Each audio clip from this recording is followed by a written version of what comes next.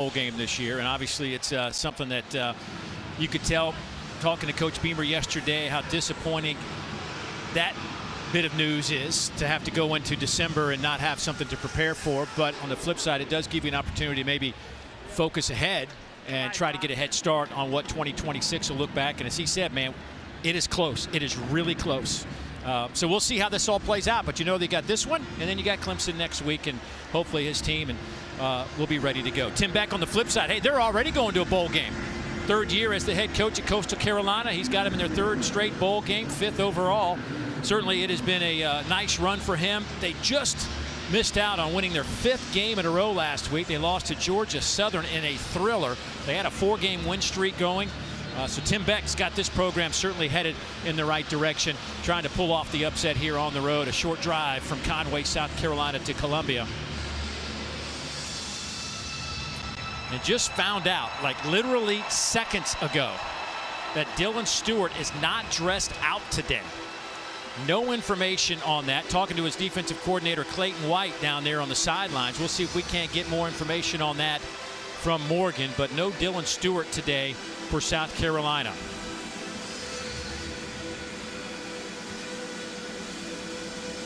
Well, you know what that means. Somebody else gets an opportunity to shine today. Well, it's going to be your time, your opportunity. And Brian Thomas Jr. definitely has had his moments and fair share of opportunities this season. South Carolina won the coin toss and elected to receive the opening kickoff. Olivan back deep to return this kick. South Carolina in their all garnet uniforms. We were wondering about what the crowd would be like here at Williams-Brice after this stretch of games, and of course a disappointment last week, but fans are still filing into Williams-Brice Stadium. It's going to be a nice day for some football. Got a sail through the end zone and out to the 25-yard line, and here comes Lenora Sellers and this offense that has really struggled. Now that first half last week, they looked like world beaters, but then kind of fell back into the same trap they have all season long. They're averaging just shy of 21 points a game. Last in the league. They're averaging about 102 yards rushing, last in the league. Total yards, 303 yards, but certainly Lenora Sellers has been under pressure quite a bit. It's caused some problems in the pass game for him. We'll see if he can get some free time to throw the ball around the field today. They will open up with 3 receivers to the near side. Sprint the tight end out this way, and they will get it to Jaden Sellers in the open field. Sellers makes a man miss. The freshman, he's to the 20 on the opening play, will take it to the end zone, 75 yards.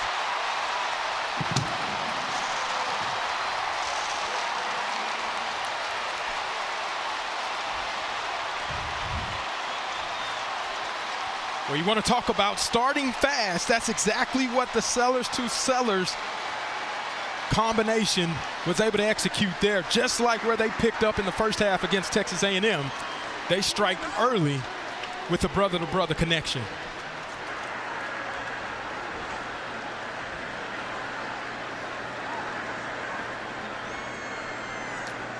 William Joyce in to attempt this point after.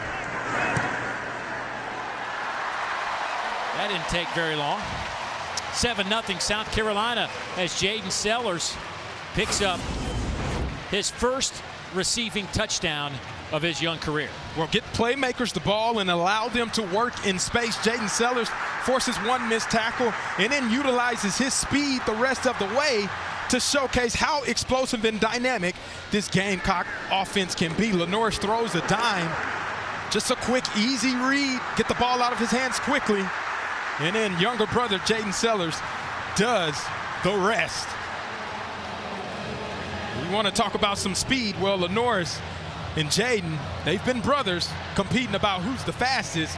I think Jaden Sellers may say something about that after that touchdown run. Lenore's told us yesterday that he's clearly faster than Jaden. I don't know about that, but Jaden says he's faster, but Lenore's tells him he needs to pipe down. That's what bigger brothers do. So certainly Jaden Sellers is somebody to keep an eye on in the future, because in the second half of this season, he has really come on. Coach is raving about him and just kind of feeling more comfortable in the offense. That kickoff sails through the end zone. So now Coastal will come out with the football for the first time today. And certainly this is a team that last week put up 40 on the board. They could not score the first 3 weeks of the season. I mean, it was a struggle for them offensively, but then they rattled off 40-plus points in 4 straight games, their last 4. But Tad Hudson gets the start today because Samari Collier is injured. Samari was the quarterback that kind of led him to that offensive resurgence. He got hurt last week. Tad Hudson came in, went 15 of 28 for 173, and he gets the nod today here in Columbia. Little shovel pass underneath. That one goes to Javen Simpkins. He's out over the 30 to the 32. Zulu making the tackle for South Carolina. Now, of course, he's getting to work because Dylan Stewart not dressed out today. That handoff off the right side to Simpkins. Okoronkwo making that tackle, but a first down for Coastal Carolina after the 6-yard pickup. Yeah, no Dylan Stewart. That's obviously a big blow, but this is an opportunity to see what all these other guys can do at that spot and make a name for themselves. Toss it near side. Simpkins wrapped up. No gain on the play. Mazzulu again making another tackle. You know, somebody's got to come in and take over that spot for Dylan Stewart. Somebody's licking their chops like, here's my moment to shine. Yeah, and so far, Umazulu already stating his case as to why he should be out there. Pass thrown to the outside. Bryson Graves hit immediately by Judge Collier. That'll be a loss of, let's say, 5 on the play. Great read by Judge Collier, being able to see the quick screen, knowing that Coastal Carolina wants to get the ball out quickly, defeats a blocker, and then makes a TFL to set up 3rd and long. This is exactly where Coastal Carolina does not want to be, with Brian Thomas Jr. still out there on the field and making an impact rushing after the passer. On 3rd down. Pass near side caught there by Cameron Wright, and he is hit at the 40. That is 7 yards shy of the line to gain. Peyton Williams comes up to make the play from his safety spot, and here comes the Coastal Carolina punt team.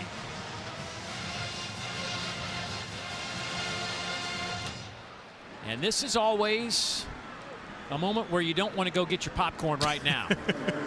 Vakari Swain has been unbelievable this year in the return game. Makes the catch here, makes a man miss out to the 25, 26-yard line. 3rd in the SEC, 5th in the FBS with 18.5 yards per return. But South Carolina on the board first. The youngster, Jaden Sellers, with a touchdown reception. Well, coming up tonight at 7:45, 6:45 Central Time, right here on this very network, we'll have LSU hosting Western Kentucky. Of course, you can catch that one also on the ESPN app tonight. 7:45 Eastern.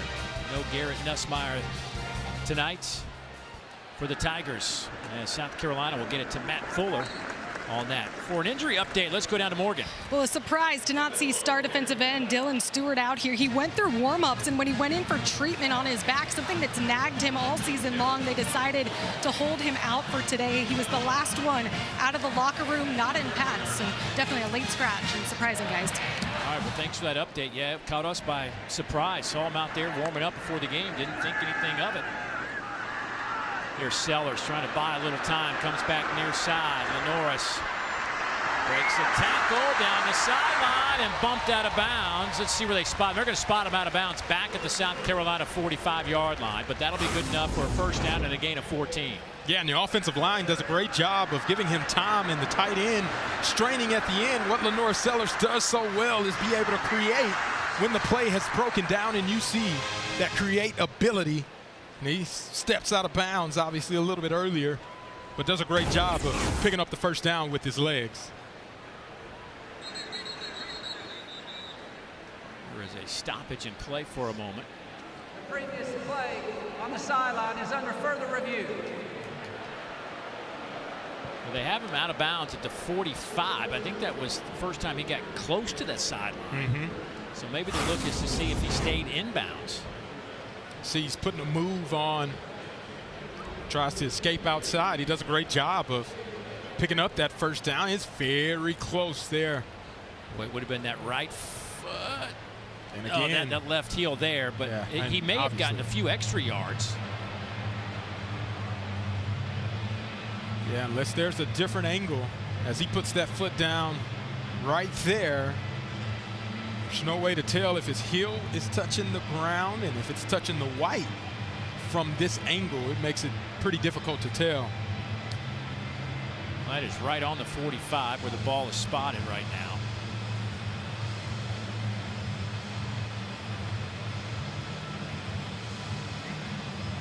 Ooh.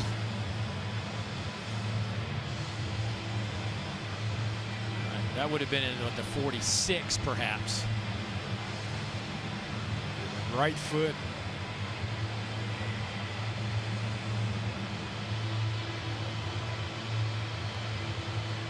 Yeah, it's right on the line. That looks like Player stepped out at the 44-yard line. It'll be 1st and 10 at that spot. So they're going to back it up to the 44-yard line. So he'll lose a yard. His rushing numbers this year not even close to what they were a year ago. He rushed for over 650 yards last year, but you got to factor in all those sacks. He's been just pummeled week in and week out in that pocket. Maybe standing there a little too long sometimes. But his rushing totals this year, just 186 yards on the ground. Hadn't had as many quarterback run plays as well. Get it to the outside. There is Sellers again. Breaks another tackle. Down the far sideline. Sellers inside the 20, and he'll be out of bounds at the 15-yard line. Jones finally tracks him down, but 41 more yards. Well, the brother-to-brother connection is alive and well. Jaden Sellers, extremely elusive with the ball in his hands. He gets another explosive play and showcases his dynamic playmaking ability as a true freshman, being able to state his case on why he should be on the field right now. Well, the secondary is going to be picked on quite a bit today for Coastal. They are missing 2 starters and their first backup corner, if you will. Marion Wayne, Dante Thomas, and Miles Muyoung not here for Coastal Carolina. Sellers trying to get the edge, breaks a tackle to the 5. They're going to spot him down around the 1-yard line. Trey Brown finally got him to the turf, but a gain of 13 for Sellers. And tremendous effort by Lenore Sellers. They try to use the quarterback draw to sync up and then get the pop pass by the tight end. And he just makes something happen, and he's clearly short of the end zone, but a great job keeping that play alive and turning nothing into something. 1st and goal from the 1.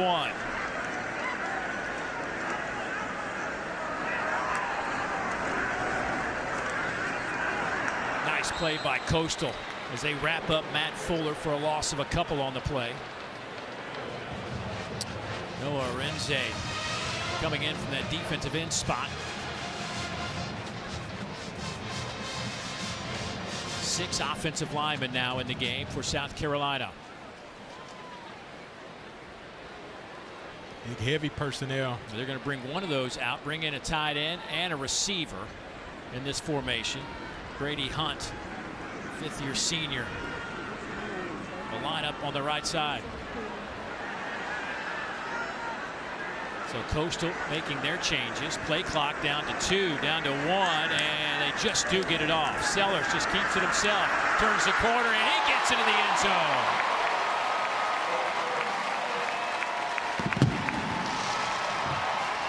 A great block from Boaz Stanley, the center. Dave, what I'm starting to realize, if your last name is Sellers, you find a way into the end zone so far in this game. First, we saw Jaden do it with a quick pass, and now we see older brother Lenore's being able to utilize it with his legs. Going to go for 2 here. Brady Hunt lines up. South Carolina going for Dose. Brought to you by Dos Equis, and they snapped it to Maurice Brown, the second, and he gets denied a yard shy. Great job again, Lenore Sellers following the lead blocker of Boaz Stanley to hit the edge, and touchdown for the Gamecocks. SEC football is presented by Sonic. Create a free Coca-Cola your way, any size, any flavor, in the Sonic app, and in part by T-Mobile 5G home internet. It's a salute to service day here at Williams-Brice Stadium. Of course, Fort Jackson, about 20 minutes from here. 281 Fort Jackson soldiers on hand today. Many of those going through basic training. They couldn't get here quick enough, I don't think. I know this. The moment they said you could go, I would go. They've been here so early and still got the energy and the juice. Fair catch called for inside the 5-yard line. Lenore Sellers using that iPad to his advantage as he runs through a couple of the last plays. Had a great conversation with him yesterday. Such a positive young man and has a great outlook on things. And perhaps the biggest question mark really the next couple of weeks is what are his decisions going to be? Yeah. I'm also not sure how much they're reviewing on that iPad. 7 plays and 2 touchdowns. I think that's a pretty good number to throw out. Here is Tad Hudson to throw, and he's hit. Ball is loose. A scramble, still on the turf. South Carolina thinks they may have it. The big hit came from Brian Thomas Jr. Ruling on the field is a fumble recovered by South Carolina. And this is going to be close. I'm sure they'll review it to see if Tad Hudson's hand was going forward. But this is not what you want to see for Coastal Carolina. Tad holding and patting the ball, and it's very close on if that's a fumble or forward pass. But Brian Thomas Jr., one of the best rushers in the league and in the conference, just defeats the block up top. He's running unevaded, and boom, I that think hand, that's a fumble. Yeah, that hand is empty as it's going forward. That is a fumble and appears to be the first turnover / takeaway for this South Carolina defense. Incredible job by Brian Thomas Jr. doing what he does best, which is get after the passer. That is their 21st turnover gained this year. That is first in the conference. They are top 10 in the country. They have 11 interceptions and 10 fumble recoveries. Boy, a little razzle-dazzle. Jared Brown around the corner. Breaks a tackle. Gets a block and out of bounds around the 10-yard line. Give him a gain of 19. Luke Murphy saved a possible touchdown. Being able to create explosive plays. It's a quick turnaround, sudden change. You hit him with a reverse, and Jared Brown shows you his dynamic ability, breaks a couple tackles, and picks up a big chunk of yardage to put this Gamecock offense on the 10-yard line. Big carry for Jared Brown, the former Chanticleer. 3 years he played for Coastal before spending the last 2 here in Columbia. Sellers to the end zone, and boy, there's some feet getting tangled up in the corner, and that'll draw a flag. Brian Rowe Jr. was out on the route, and he got tangled up with Chris Henry. You talk about the lack of depth at that defensive back position. It shows as Chris Henry just couldn't locate the football and ends up tackling the receiver as the ball was in the air. Beat defensive pass interference. Pass interference on the defense. Number 17. The ball will be placed at the 2-yard line. Automatic first down. And usually whenever you're beat, DB coaches say don't panic, stay patient, find the ball, and then you work your way to the ball. He never lets go of the receiver. That's an easy call where Brian Rowe Jr. was looking for an opportunity to make a play in the end zone.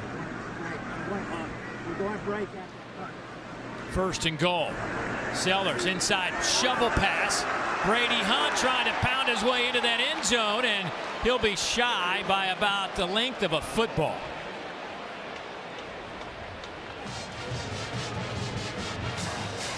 And you can see the fight and determination as he was trying to get in. A senior on senior day, being able to get a touchdown, that would have meant a lot to him. Now we look like we're in heavy personnel by this South Carolina offense. Boy, we will be bunched up, and the big boys will try to. Coach are going to have to get a timeout in. The ruling on the field was the runner was short of the goal line. The previous play is under further review. Well, that saved Coastal a timeout. They were late getting guys on the field. They were trying to get that timeout, but the review saves them.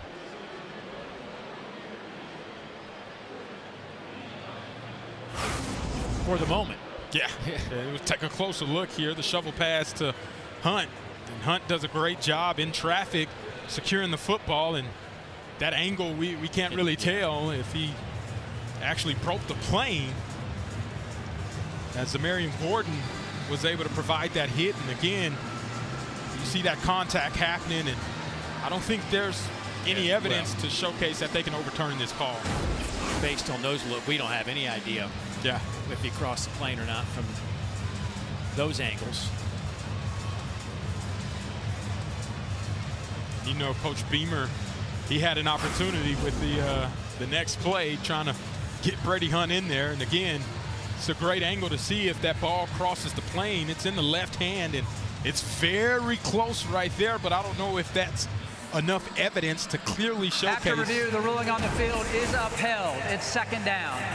Yeah, there's just not enough there visually for us. Yeah. I think he got across the goal line. Well, what I did love is they lined up in a quarterback sneak / tush push formation with Hunt at the quarterback position.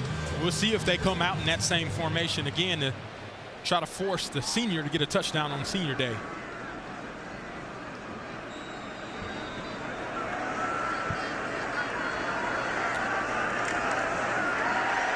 So Brady Hunt gets the ball and takes no time and powers his way into that Garnet end zone. And another touchdown for South Carolina.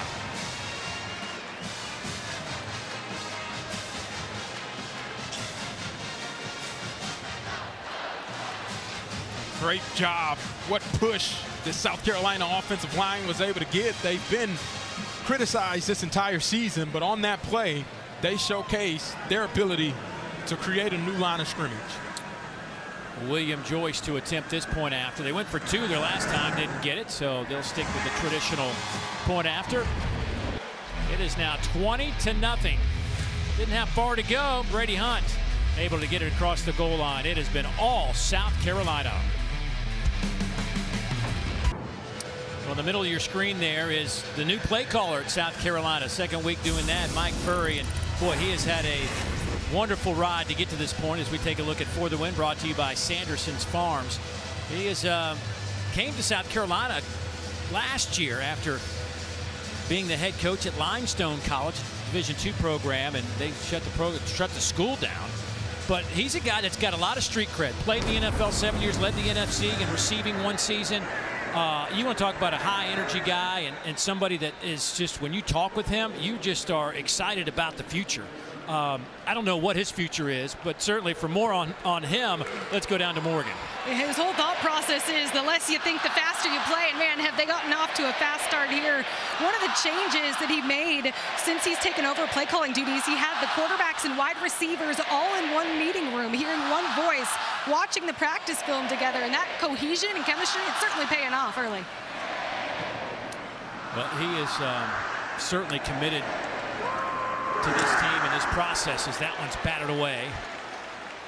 Trying to hit Brooks Johnson, the tight end, but you know, he's kind of opened things up. You saw it first half last week offensively for South Carolina, man. A lot of special type plays at work. Now obviously the second half became kind of a disaster. Just couldn't get out of their own way on a few critical downs, but it was a different look, and we've seen some big hitters already here in the first quarter for this South Carolina offense.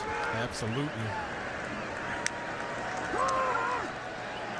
Trying to set up the screen. It works. Simpkins, he'll get it out to the 30.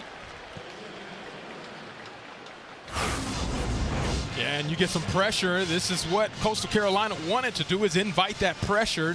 Tad Hudson takes a shot, but you invite that aggressive rush to try to get that screen behind it and set up third and manageable here as they expect to get pressured again on this play. 3rd and 5 now for the Chants.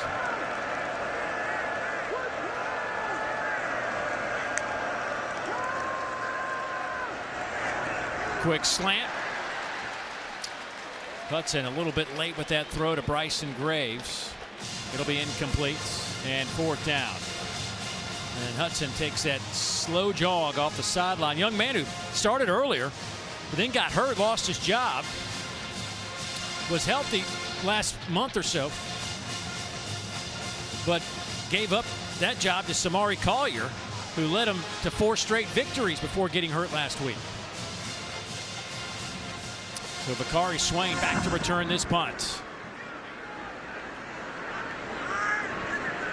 Oh, it takes a Chanticleer bounce inside the 5-yard line. That's where South Carolina will get it. Time to get an update. Let's get you to the studio and my man, Dari Noka.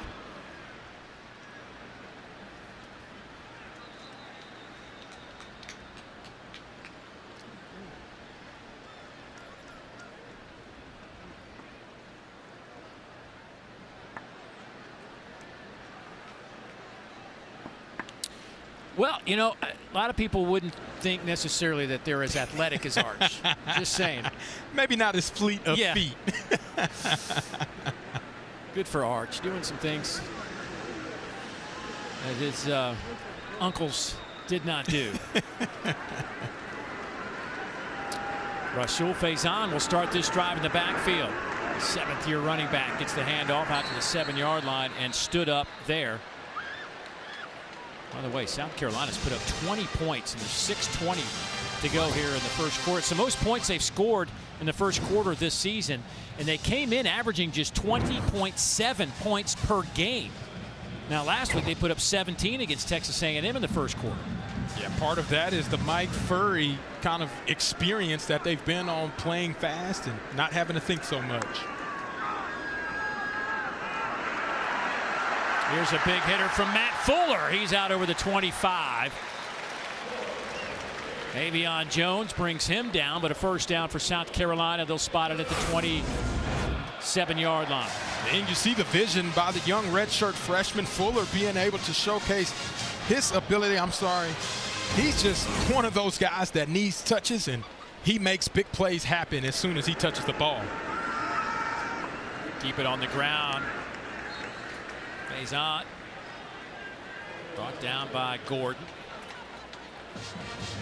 Again, that secondary for Coastal hurting today. No Jamarion Wayne, no Dante Thomas, and their first guy in at corner, Miles Muyung, also not here today. Did not travel with the team.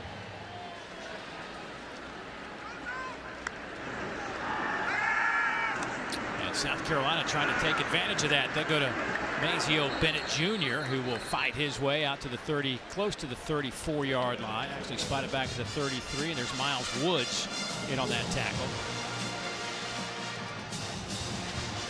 This party got started for South Carolina on the first play from scrimmage when Jaden Sellers caught a pass from his brother Lenoris and promptly went 75 yards. Empty set here for the Gamecocks. Faison splits out wide. 2 receivers near side. Sellers sees a little bit of room to run. He will pump fake, and big collision. Ran right into Dante Lunan. Lunan is 6 feet, 220 pounds, trying to bring down 6'3", 240-pound Lenora Sellers. That's a big man. 6'3", 240, big man. I know it was a stop by Coastal Carolina, but to be able to take the shot that the way that Lenora Sellers did, that's pretty impressive. But what's more impressive is Coastal Carolina getting that stop on 3rd down and forcing a punt attempt here on 4th. Bryson Graves now back to return this punt of Mason Love. He will field it at the 25 and drop it at the 29-yard line. So Coastal gets their first stop defensively. Gives us an opportunity to tell you about the SEC Women's Volleyball Tournament that rolls on with the 2nd round today. all day on SEC Network Plus. Continues through Tuesday afternoon. The quarterfinals are Sunday right here on the SEC Network, as are the semis on Monday night. The championship match slated for Tuesday night. All 4 seeds in action tomorrow. Vanderbilt, welcome to the fray in volleyball. First time they fielded a team. Off the left side. Edwards on that carry, brought down by Gear. Matthias Gear, the 5th-year senior, transferred in from Syracuse, made his 13th tackle of the year.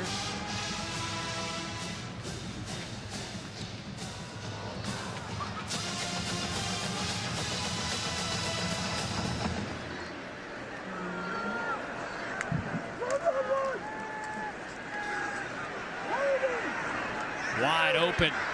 Zach Courtney, the tight end. He's out over the 45. DQ Smith, the senior, honored before the game today on Senior Day.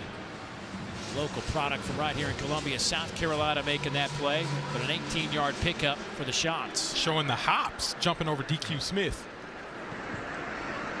Inside handoff goes to Edwards.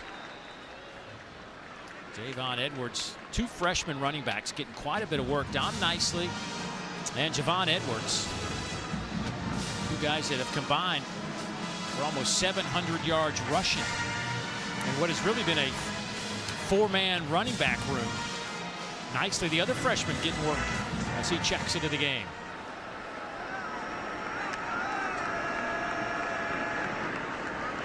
And there goes Dominic Nicely, averaging over 6 yards a carry, 58 rushes, 364 yards, and 3 touchdowns for the freshman out of Vienna, Virginia. He's going to have to be special for this Coastal team. 3rd down. Running backs in, out wide, trying to get a matchup that they like. Got to get the ball out of your hands quickly if you're Coastal in this empty position, because you don't have no extra protection against these defensive linemen.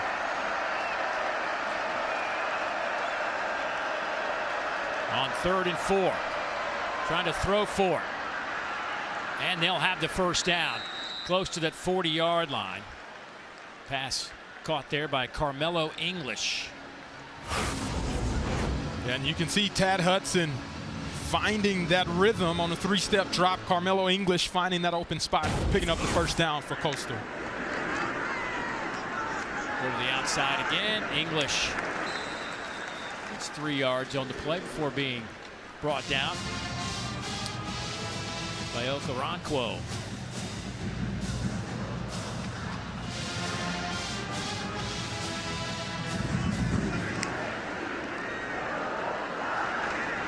Nicely right into the thick of that defensive line.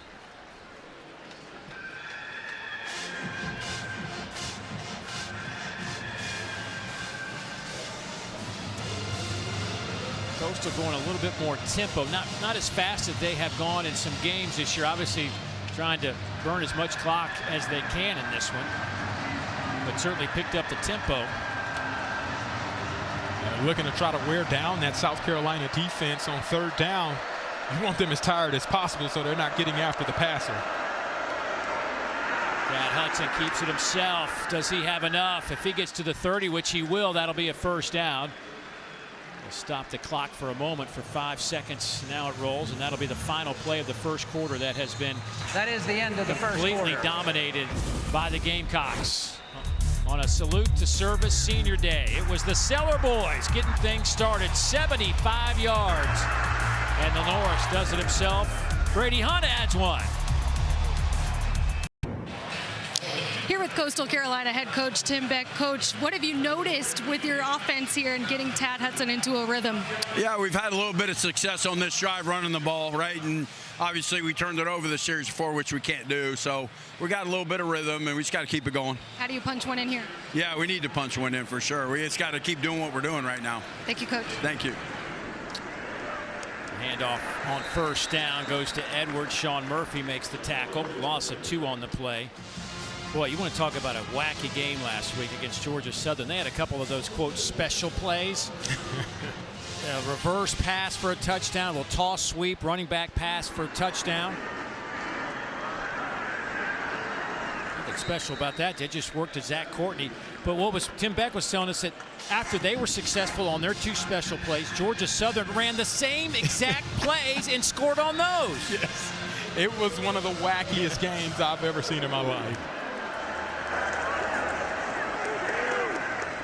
That handoff goes to Edwards, just trying to drive the pile, but only gets about a yard or 2.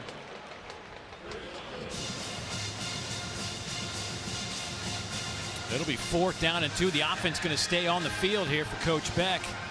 Now in his 3rd year, leading Coastal to their 6th straight bowl overall.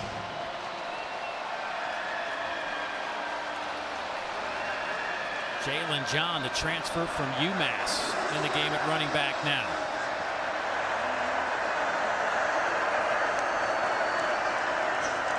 They will give it to Jalen John, and he'd nowhere to go.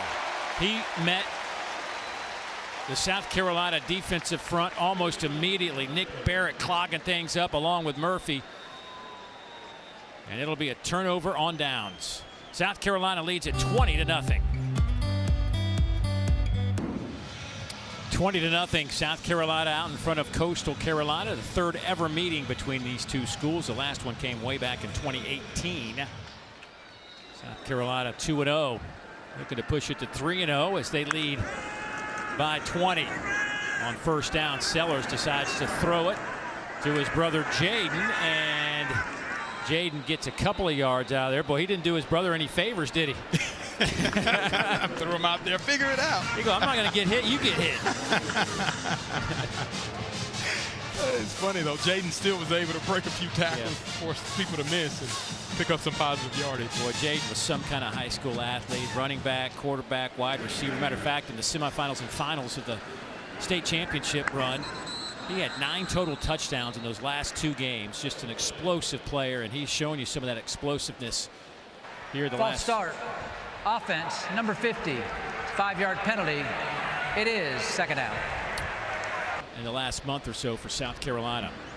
Here is Sean Elliott, the new offensive line coach. He was coaching tight ends, but after some coaching changes in the middle of the year, he's taken over that O-line, which is where he kind of, that's his world. Where he gravitates. That is his world.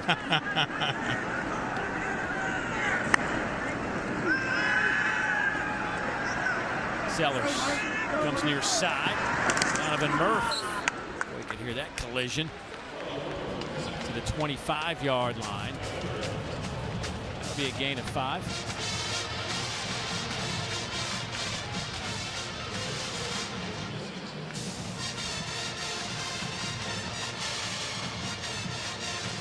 Sellers so far in this game, 6 of 6, 129 yards, 1 touchdown. Pressure comes off the edge, and they throw it that direction. A big play on the way. Howell inside the 40-yard line. Boy, that was drawn up perfectly. Mike Furry's in his bag, calling the running back screen. Howell does a great job getting out on the edge. Donovan Murph gets that block to secure that 1st down and explosive play. And then Howell does the rest whenever he gets this opportunity. Huge pickup on 3rd down. Yeah, 36 yards. 1st and 10 from the 38 of Coastal.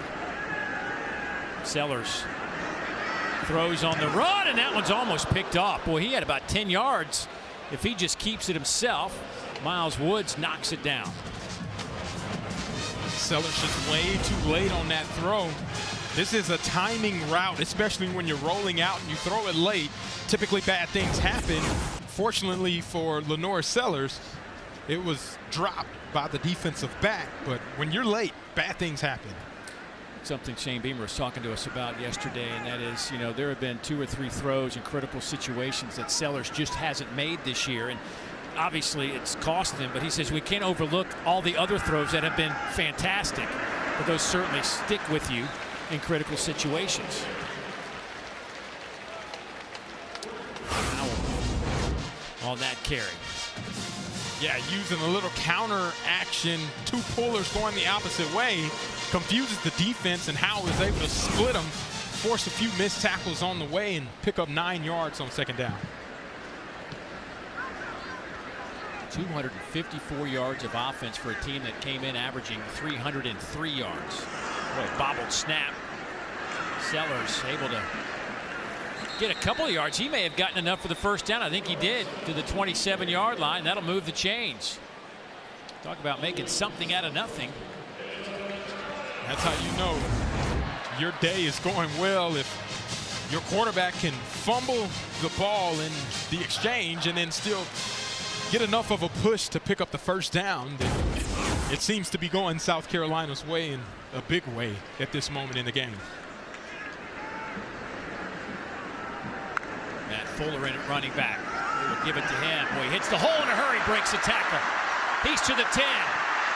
Popped out of bounds inside the 5 by Lunan. This exact same play we saw Coastal Carolina struggle with last week. That inside zone with the split zone action. Fuller is the recipient to be able to take it backside and then break a couple tackles to pick up another big first down. 6 offensive linemen in the game now for South Carolina.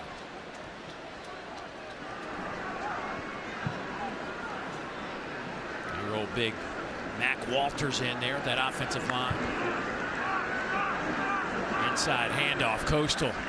Boy, won that battle up front. That'll be a loss of a yard, maybe 2. Tyler Moore slicing in from that defensive tackle spot. Great job by Tyler Moore, being able to win his one-on-one. His first step beat Boaz Stanley, the center for South Carolina. Really got big push to stop the runner in his tracks. Former Tennessee Volunteer, now at Coastal Carolina. Second down and goal.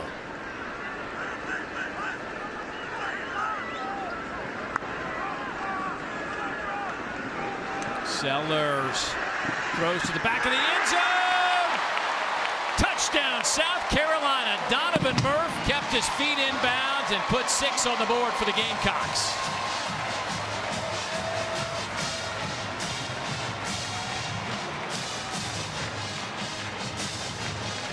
Another young freshman being able to show up and make some plays.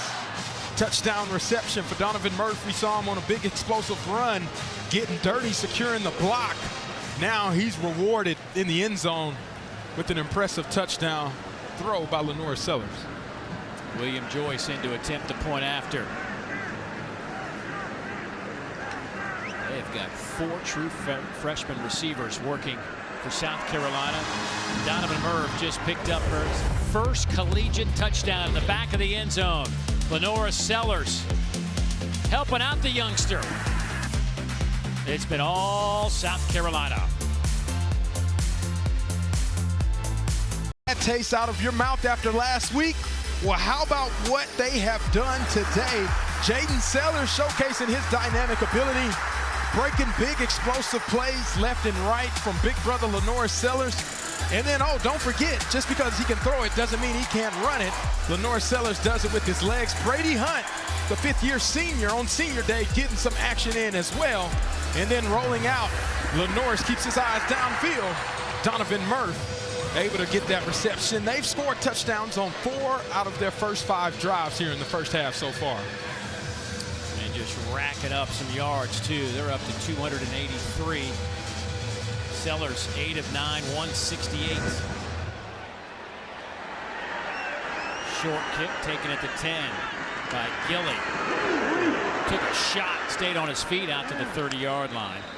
And here comes this South Carolina defense that looked so good in the first half last week, but much like their offense, just couldn't get it done in the second half. DQ Smith's gotten it done for 4 years, man. He is a rarity in this sport. A guy that came here as a freshman, played right away, a 4-year senior that has been honored today, senior day. His final game will be next week against Clemson, but really, it's a testament to him and loving where he is. He's been outstanding, a staple for this defense. They're playing multiple positions as well, down in the box, down in the back. he's been versatile for this defense and the success they've had. At one point, thought he was going to be a quarterback, but they convinced him otherwise, and I think that's been a decision that's paid off as the flag is thrown back at the 32-yard line. That appears a face mask.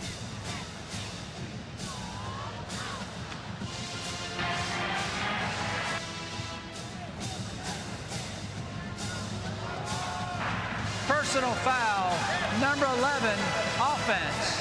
15-yard penalty from the spot of the foul. It is first down. Hey, for more on DQ, let's go down to Morgan. He's got a real chance to play at the next level, and I asked Smith this week, what's most important to you to put on these film in these final 2 games? And he said, look, I just want to showcase my leadership. It's easy to lead when things are going well, but the challenge of this season, I just want to get the best out of the guys around me. And it's no wonder defensive coordinator Clayton White called him a coach's dream, loved by his teammates and also this fan base here in Columbia. Yeah, he has had some big moments for sure. Peyton Williams comes over to make the hit on Simpkins. Yeah, Peyton Williams does a great job being able to drop that left arm right on the ball, and you see the ball comes out. It rolls harmlessly to the sideline, but that's what this defense has done. One of the tops in the SEC and top 10 in the country. They're forcing those takeaways. It's always on their mind. Second down and a long way to go, and they will shovel pass it to Simpkins, who's met by Nick Barrett, who has just been an anchor this year on that defensive front. A young man who redshirted last year and just said, hey, I'm going to do this, I'm going to get bigger, stronger, and I'm going to finish my career on a high note, and he has certainly done that this year. And a maturity level to say that last season, while you have an opportunity to at least get some reps, that's a big sign for him. And what a thrill last week to have that 17-yard scoop and score against A&M. Big man touchdown. Pressure comes, tries to set up a wide receiver screen. Mega has it, but boy, he had to get to the 40. He got it out to the 35. Peyton Williams there dragging him down, but a good play call. That's a great execution on the screen. Obviously, South Carolina a little outnumbered as they send the house, and Mega almost makes a play. It's just such a far distance they had to cover. It's a great job on that back end by South Carolina, getting them down before the sticks. Bakari Swain back to return the punt from Emil Sebafunde, who had a career-long 65-yarder his last punt. This one fielded by Swain. He breaks 1 tackle, 2 tackles, but can't get out of a third. And he is dropped at the 20-yard line. 27-0 South Carolina out in front. In the Southeastern Conference last week, of course, Texas A&M, largest comeback in school history to take down South Carolina by a point. Oklahoma goes into Tuscaloosa and shocks the Crimson Tide. Well, that sent shockwaves through the league and the standings. LSU kept the boot after a fourth-quarter touchdown against Arkansas. And Kewan Lacey, 224 yards rushing. That guy has been unbelievable this year. And Gunnar Stockton in Georgia just handed it to Texas. Here's a big run by Rasul Faison. He's tripped himself at the 40 and fell down at the 35. The turf monster got him, but what an explosive run by Faison. Being able to read the blocks, sets up the safety inside hat. Leaves them, and then no! I think the ground left him on the ground as well. Turf monster. 46 yards on the carry. Could have been more, but the old turf monster. Sellers throws near side. Pass caught there by Donovan Murph. Nick Harbor not playing today. Of course, got hurt at Texas A&M. Had to stay the night actually last week, but going to be able to go next week, according to Shane Beamer. This more precautionary thing for Nick this week.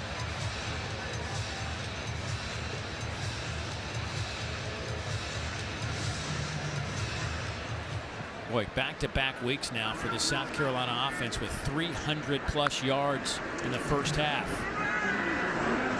Sellers keeps it himself. Sellers to the 10, close to the 5 before he's finally pushed out of bounds by Miles Woods. Yeah, nobody was bringing Lenore Sellers down on that play. What a great job with the fake. Fools everybody on the defense, and then he just is a man amongst boys the way that he's playing right now, shaking defenders off left and right. First and goal now for South Carolina. 5.5 to play before intermission. Coastal has put together a 90-yard offensive performance. To the end zone and incomplete. Donovan Murph trying for his second touchdown reception today. Miles Woods back there in coverage. It's a beautiful throw right on the money where it needs to be, in the breadbasket. But Woods does a great job being able to play all the way to the end. He rips that ball out of Murph's hands at the last second to force that incompletion, but the accuracy, it was there by Lenore Sellers.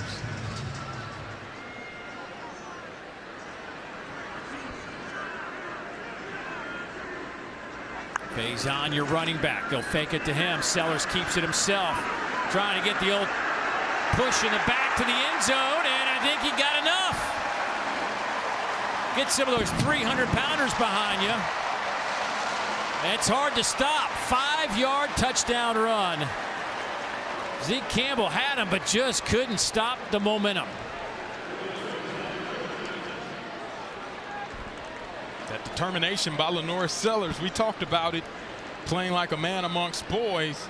He showcases that drive as he forces his way into the end zone with the help of a few of his offensive linemen behind his back. William Joyce back on the field. Out of the hold of Mason Love. The point after is up and good. A 34-0 run by South Carolina that all started with the opening play. 75-yard touchdown catch from Jaden Sellers. Starting to see Mike Furry utilize Lenore Sellers' dual threat ability, and he stopped and hit at the 4-yard line, and you see the help by Faison and Thompson and the drive by Lenore Sellers. South Carolina, number 21 is now forces him into the end zone. Explosive plays. Had 6 last week, and you already look up in the first half today, they've already accumulated 6 explosive plays in the first half.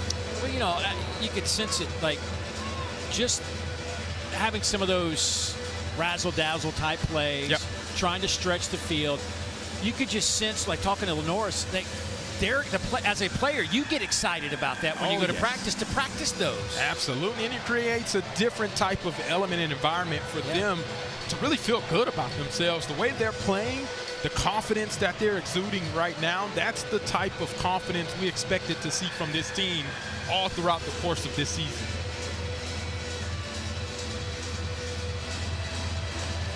There's the kick.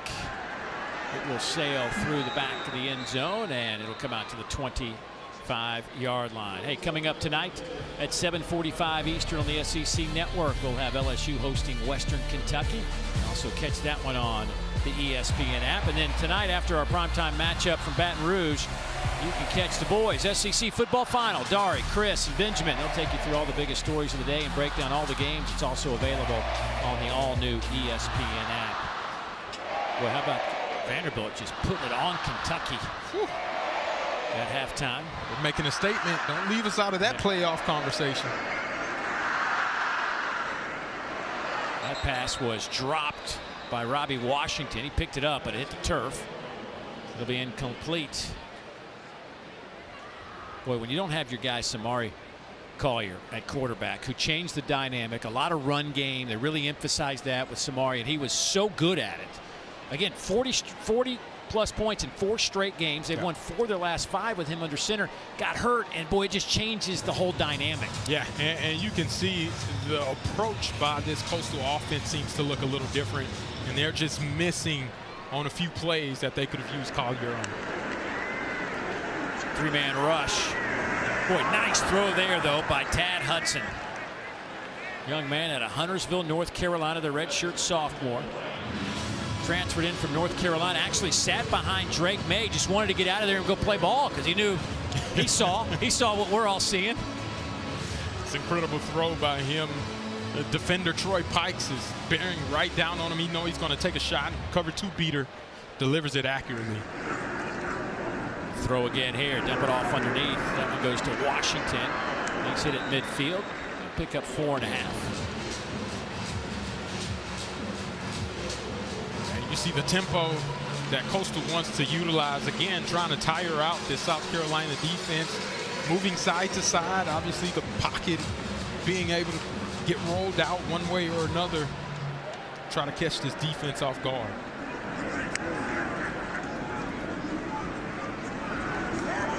Boy, no gain on that play. They go to nicely outside, brought down by Sean Murphy. Sean Murphy playing some ball. He's been all over the field already, making his presence felt, stopping the run, and now getting involved in the passing game. That's what you want to see from your inside linebacker. 3rd down now. Expect South Carolina to heat up Tad Hudson and get the ball out quickly, or force him to hold it and get a sack opportunity with Brian Thomas Jr. on the edge. Coastal today, 2 out of 6 on 3rd downs. Looking at a 3rd and 5. Edwards in the backfield alongside Hudson. Pressure comes. He's hit as he throws. Lofts it up, and almost a one-handed grab by Carmelo English. Instead, it goes incomplete, and it's 4th down and 5 from midfield. And let's see what Tim Beck wants to do here. Yeah, Tad Hudson delivers a phenomenal ball, just a little too far off the fingertips of Carmelo English. He wasn't able to adjust to it, and if he gets that other hand up, possibly a conversion, but that's a missed opportunity at midfield that Coastal Carolina could have utilized, try to create some momentum going into halftime. Kilgore back to return this punt. He'll stand at the 10. One punt return for Kilgore this year, as Kari Swain has been the man. End over end kick, fair catch called for inside the 10 at the 8-yard line. So South Carolina will have all 3 of their timeouts and 3:21 on the clock, plus the 2-minute timeout, as they lead at 34-0. Lenore Sellers having a fantastic game. Let's go down to Morgan.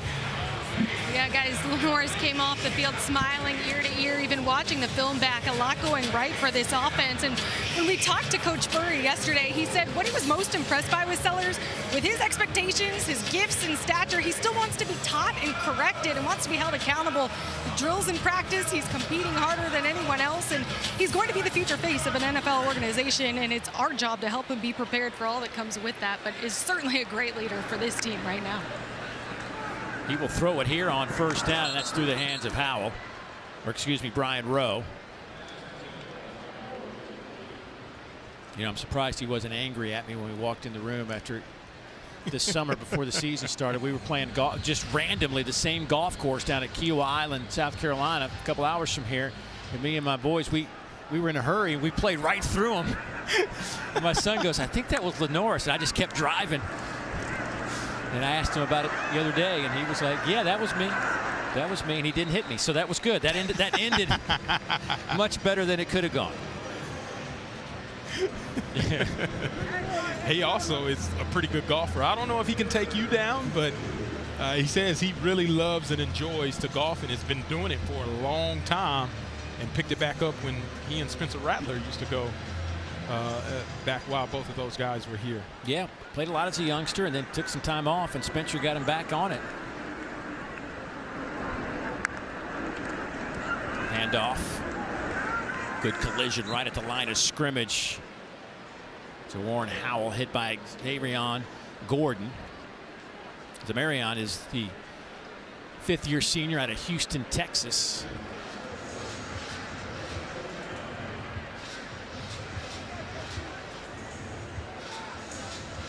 It'll be 4th and a yard, and South Carolina going to punt it away. They'll go get Mason Love to do that, who is the top freshman punter in the FBS this year, averaging over 45 yards per punt. Had a career-long 61-yarder last week.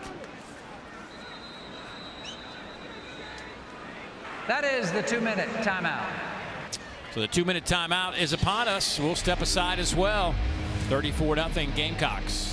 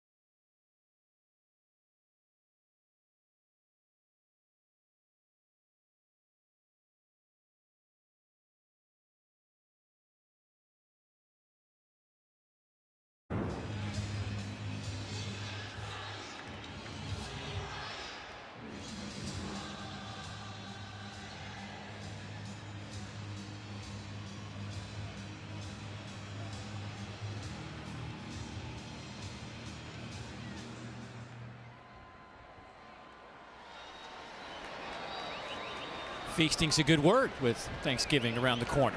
I like that. By the way, South Carolina will punt it away, and it's a low line drive kick. Fair catch called for and taken by Graves. But this is the most first half points since 2022, when South Carolina put up 35 against 5th-ranked Tennessee, in which a game that they just dominated. They beat Tennessee 63-38. Spencer Rattler that day, 30 of 37, 438 yards and 6 touchdowns. Whew. He had himself a feast, yes, with those stats against that Tennessee defense. Both teams have 3 timeouts.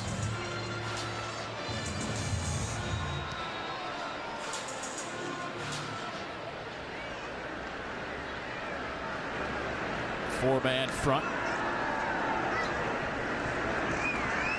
Handoff goes to Simpkins. He's out over the 45 to the 46-yard line. DQ Smith there to make the tackle. DQ leads the team in total stops. Didn't even play against Missouri with an injury. Still leads him. Starting his 44th game. That'll be a first down. Simpkins makes the catch. Okoronkwo making the tackle. There's DQ, former high school quarterback. Gets in on that tackle as well. Troy Pikes kind of led the way, but DQ will get half a tackle for that. Pikes, 6'3", 290, redshirt sophomore, transferred in from Georgia Southern.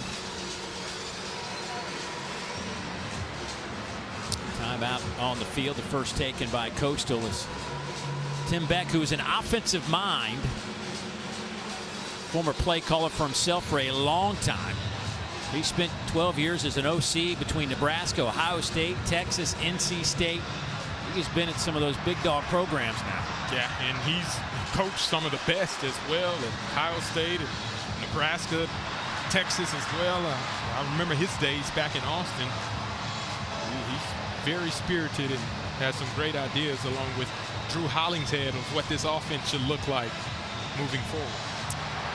Drew Hollingshead, a Mike Leach disciple, was at Western Kentucky last year. His first season with the Shots.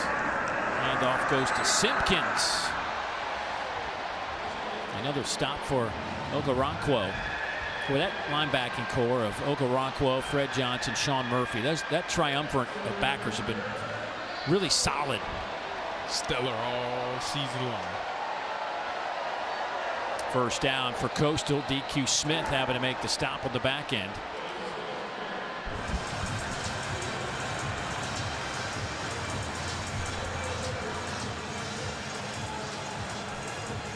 Timeout taken by Coastal. That'll be their second. Well, two of the guys we're talking about, Okoronkwo and Sean Murphy, leading the team. 7 tackles for Okoronkwo and 6 tackles for Sean Murphy. DQ Smith now has put together a 5-tackle performance. And you see Simpkins, their starting tailback, a little gimpy, leaving the turf.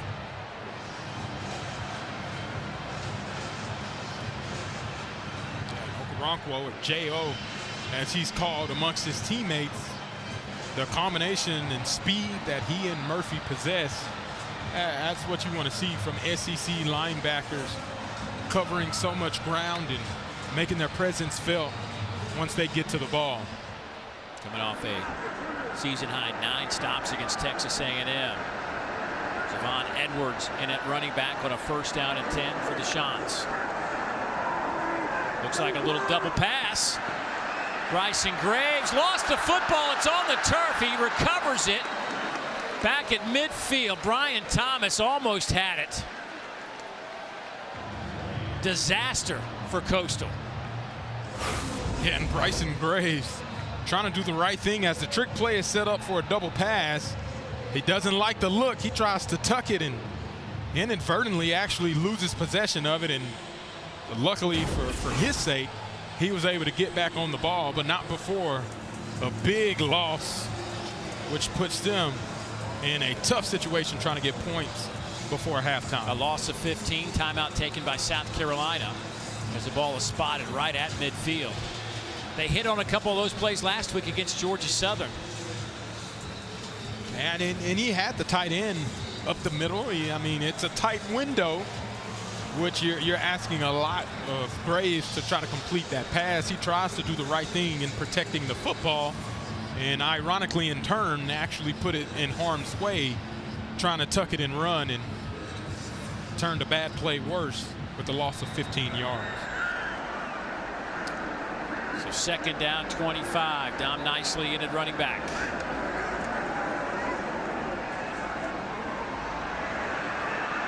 Hudson throws and just couldn't get any juice on it as he got hit by Justin Okoronkwo.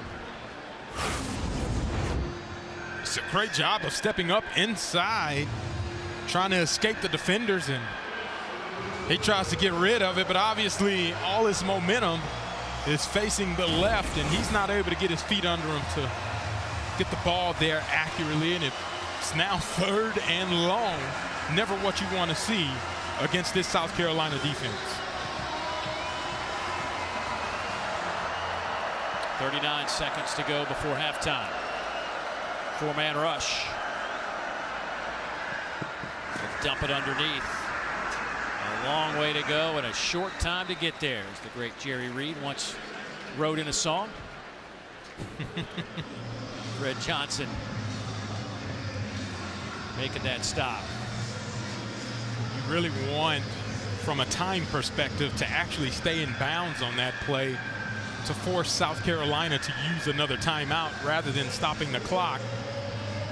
And if they don't pick this up, or if they punt it, gives more time for South Carolina to try to get some points on the board before halftime. Oh, but that song was in Smokey and the Bandit. There you go. Burt Reynolds. Yeah. Field, oh, yeah. I would sing it for you, but I think that's not in my best interest right now.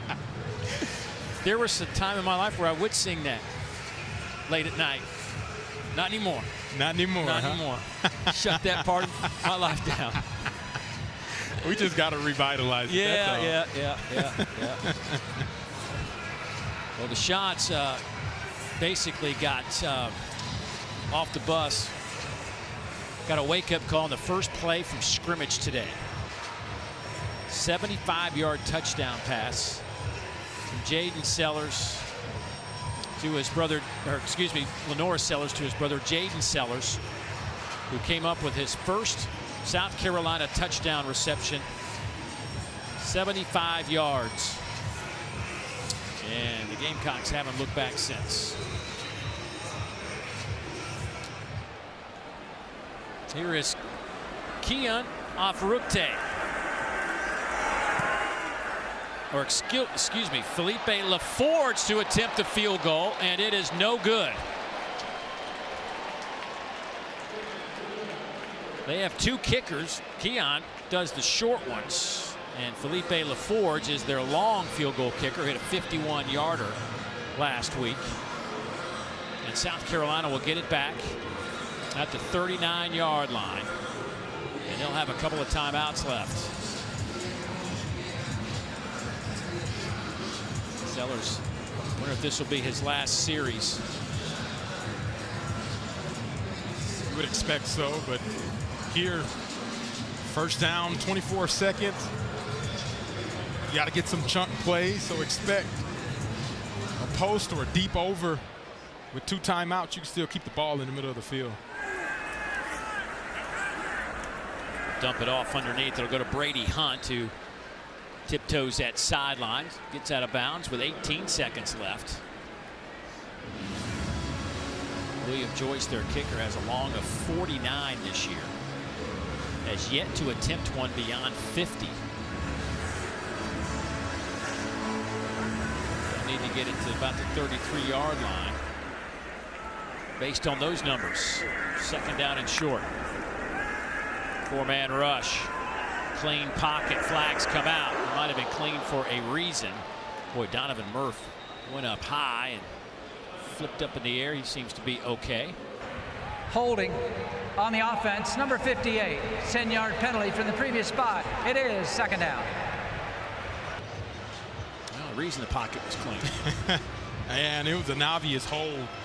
Anderson tries to get in front of the defender as they run a TE stunt. And he's not able to get his feet in the right position, just grabs him by his shoulder pads. And it's an easy call, which really puts a blunder in South Carolina's plans as they try to put points up.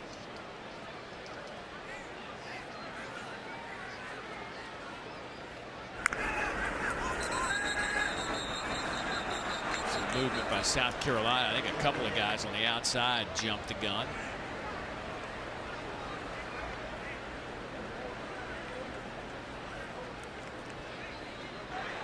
False start on the offense, number 87. It's a 5-yard penalty. It is second down.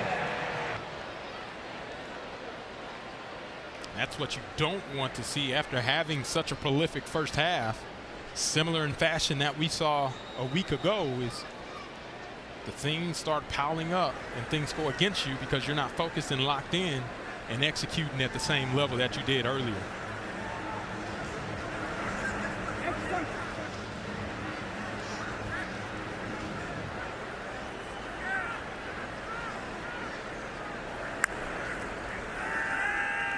Sellers over the middle, pass is caught. There goes Murph again, breaks a couple of tackles, still on his feet inside the 30, down to the 28. Now you're in field goal range with 3 seconds. South Carolina Second take a charge timeout. South Carolina. 30-second timeout.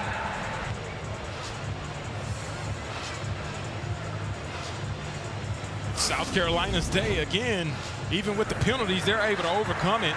Hitting the deep dig route. Donovan Murph does a great job of getting the first down, forcing a couple people to miss, and at the top of that route comes right out. Lenore Sellers put the ball where it needs to go.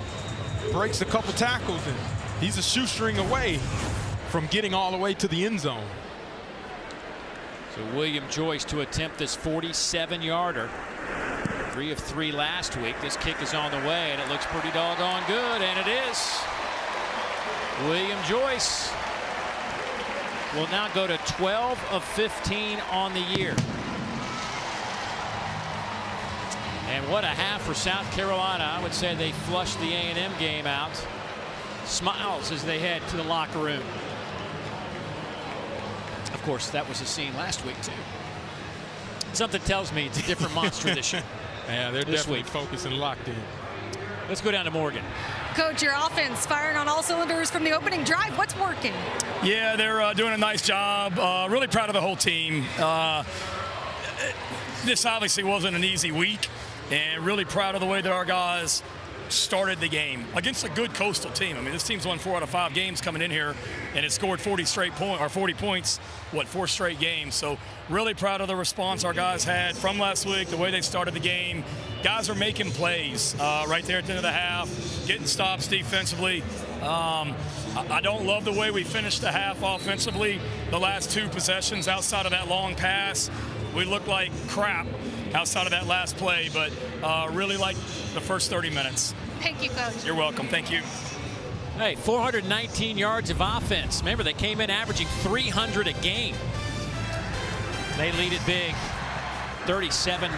Time to get to the studio. Dari and the boys will break this one down and so much more. Dari, here's the handoff. Take it the distance.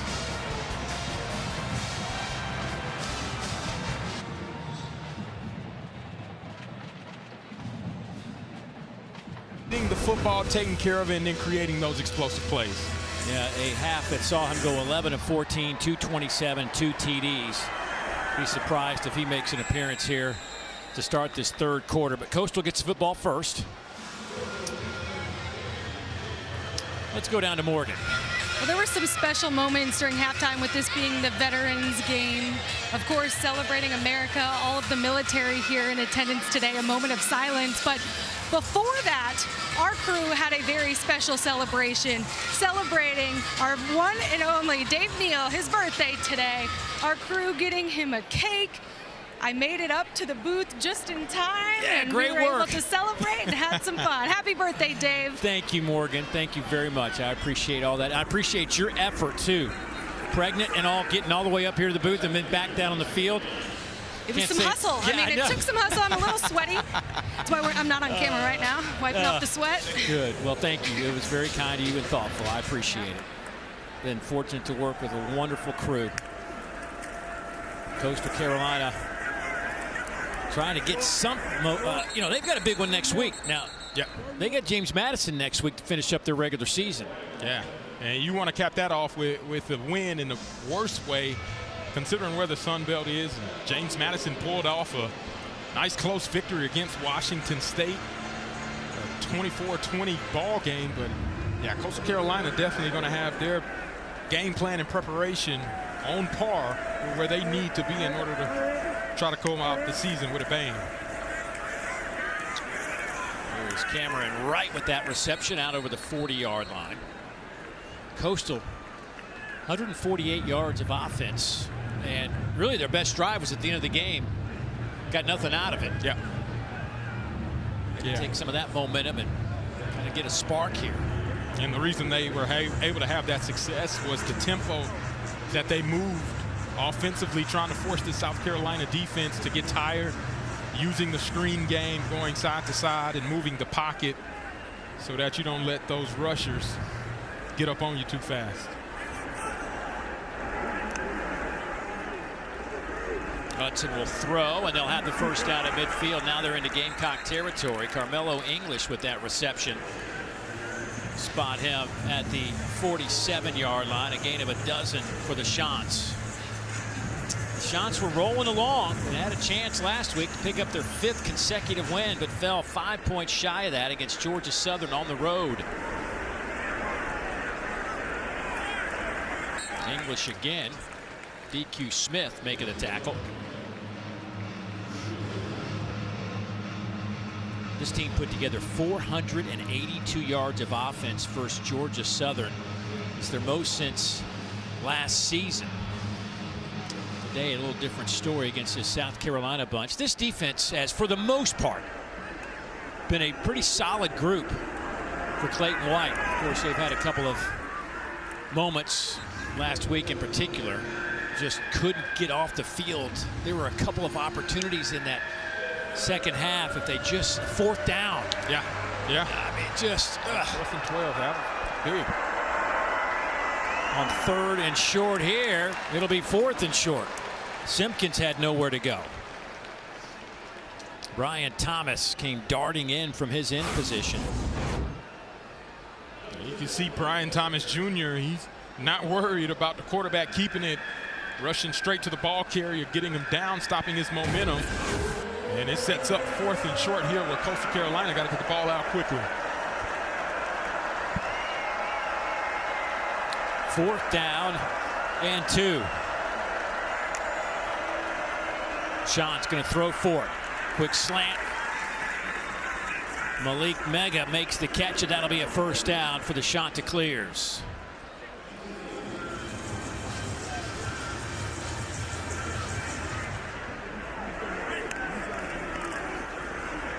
Hudson high throw, looking for Washington, incomplete. Tad Hudson, one of the issues for Tad this year, one of the reasons it's hard for him to get back on the field, had the propensity to turn it over. Yeah. And even on that last play, you pick up the 4th down, you go fast with the tempo, and then you have an incomplete pass due to an inaccurate throw thrown over the running back's head and high velocity.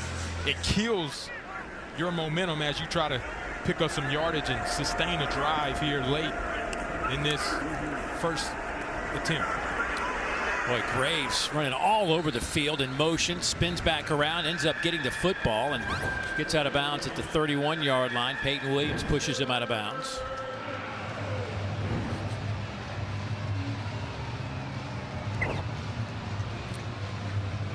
The Shots have already tried one of those trick plays. Ended up losing 15 yards, but had a couple that went for touchdowns. They had 2 quarterback touchdowns, or 2 touchdowns without the quarterback throwing the footballs. This one is picked off. Judge Collier back there in coverage. There is a flag down at the line of scrimmage. Yeah, offside. Offside. On the defense, number 99 and number 33, the 5-yard penalty. It is third down. You're going to see the hard count.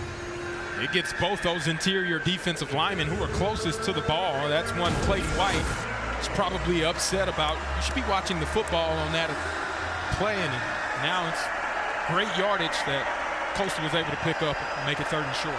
11th play of this drive. They'll go inside handoff on a 3rd and 3. They give it to Edwards, and he's going to be close. Sean Murphy, Brian Thomas there for South Carolina, but they're going to give him the first down by a few inches, and the chains will move. Boy, best drive of the game right here for the Shots. Yeah, using tempo to their advantage and then being able to keep them guessing, run and pass, and then being really good on the 3-step drops, the quick game. This is what they were trying to do all game long. Flag down in the backfield. Hudson throws, pass is caught, but they're going to say it is a catch, but there is a flag in the backfield. Bryson Graves with a heck of a grab on that sideline. They'll have it spotted at the 4. Holding on the offense, number 61. 10-yard penalty. It is first down.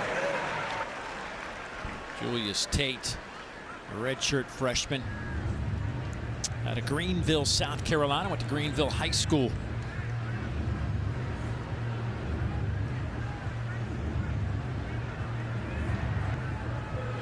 For Coastal, that penalty is a drive killer. They were able to move the ball by moving the ball quickly, and they get a drop back pass, and it's a penalty the first time on this drive that they do the drop back. Handed off to Nicely. Ball came out.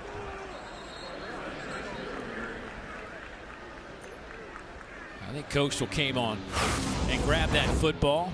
Sean Murphy was there for South Carolina, but freshman Dom Nicely, I believe his elbow was already down, but that contact, Umazulu, I think was what knocked it loose right at the end of that run. 2nd down and 15. 5 receiver set, 3 to the near side. Hudson looking that way now over the middle and has a man. It's Robbie Washington. Boy, if he doesn't stumble, he might have enough to get the first down. Instead, it'll be 3rd down and about 3.5. Timeout for an injured offensive player. Great job on the dig route. Being able to snag it and lost his footing. There's something with the turf. We'll take the timeout. A couple of injured Shots on that last play.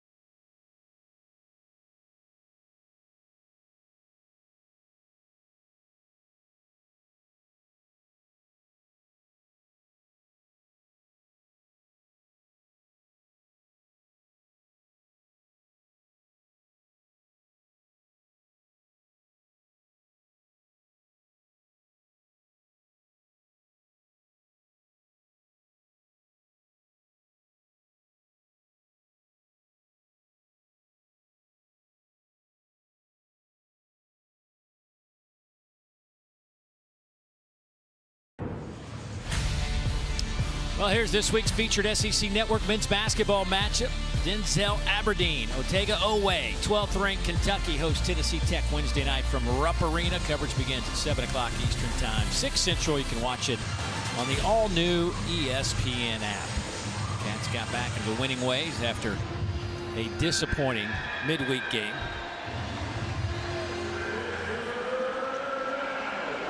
Third down and 2 for Coastal. Oh, that did not go anywhere. Justin Okoronkwo. How you doing? He does a fantastic job reading the blitz and then throwing a guy right off of him and right at the point of attack. There are two guys at the point, and Okoronkwo does a great job of getting the stop. They're going to go forward on 4th and 4. Coastal 7 out of 12 this year on 4th down conversions. Tom nicely in the backfield. Hudson throws, passes batted away. Hudson got hit immediately, barely had time to get that throw away. Jalen Kilgore back there in coverage on Graves. It's a great job by this rush. It also makes sense to block the best pass rusher on the field in Brian Thomas Jr. Tad Hudson doesn't even have a chance and misfires a throw a little too high for his receiver, and it's a stop for South Carolina on that first drive to open up the second half.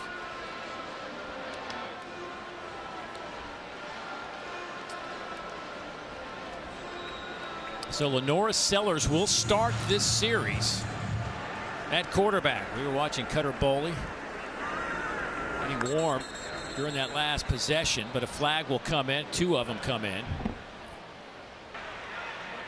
False start. Offense, number 74. 5-yard penalty. It remains first down.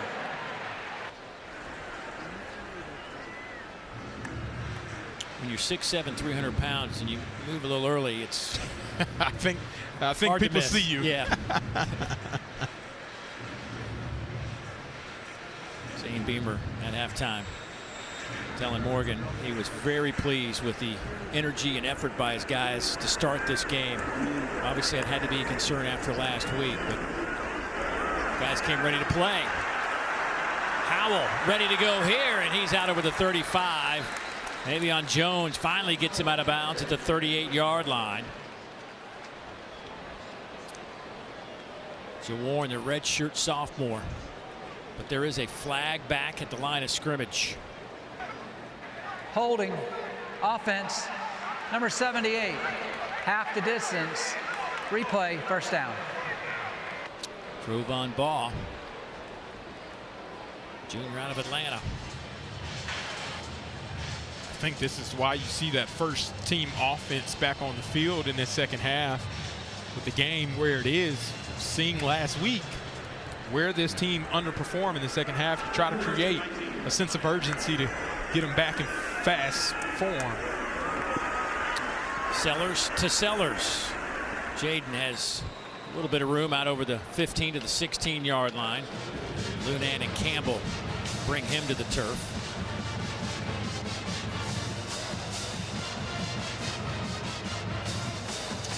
Jaden Sellers losing a shoe.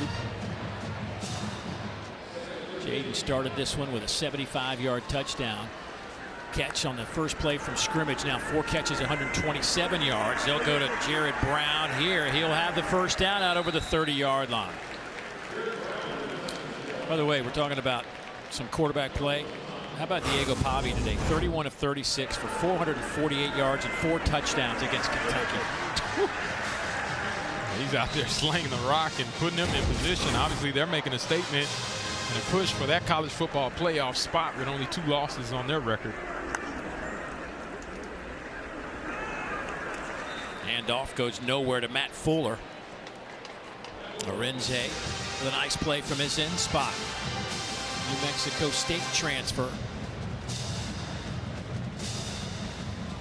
This Coastal team had to bring in a bunch of folks.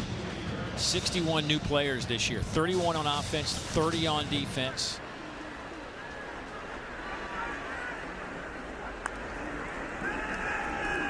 Bringing some pressure. Sellers will dump it off to Brady Hunt. And Hunt is flipped out of bounds. Hunt came in with 17 catches to lead that tight end room for 146 yards. For a guy that only had 2 catches for 22 yards last year, he's become a big part of this offense. Yeah, he's been a vital part of it, and especially on the checkdowns. A great decision by Lenore Sellers there. Don't force a throw downfield. Just pick up what the defense gives you, and now on third down, you got a chance. 3-man rush. Sellers going to try to run for it. He'll have the first down, gets a block, and he'll be pushed out of bounds near the 40-yard line by Avion Jones. They will mark him right at the 40-yard line, a gain of 26. Yeah, he's so silky smooth, right? He's deceptively fast, too. A lot of people know he can run, but it doesn't look like he's moving very fast. And he gets an open field. Nobody's catching him, and he just eats up yards like Pac-Man in a video game. First down and 10. Straight handoff. Matt Fuller will pick up a yard and a half. McDowell there to meet him in the hole.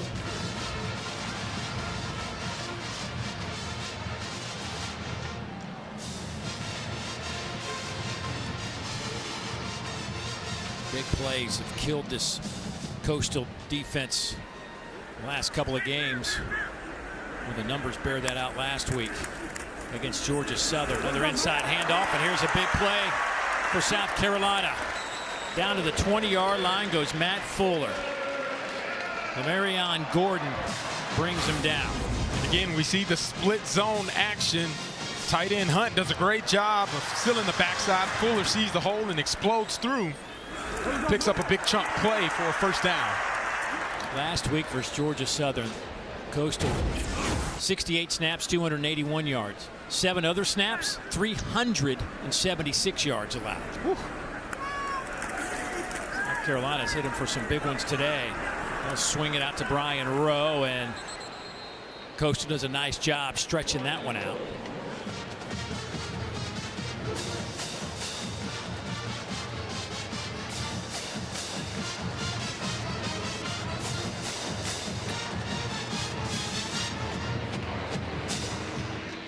Drive started back at the South Carolina 17. 8 plays, 66 yards to this point.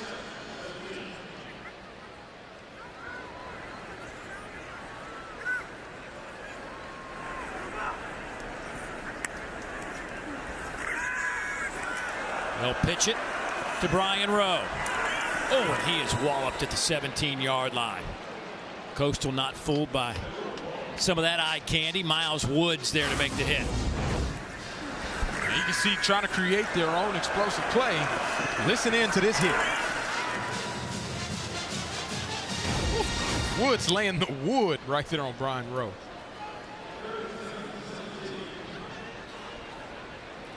Jawarn Howell into the game, but he'll split out wide. They'll have a stacked group on the near side.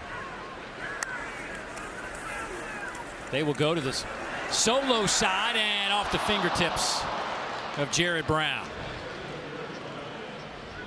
Got one-on-one over there and just could not make it work. That's a tough throw and catch right there. Should have been an easy one, but right off the fingertips of Brown, slightly overthrown, and Brown not able to catch up to it. Hits off the fingertips, still a catch that he could make, but a missed opportunity in the red zone.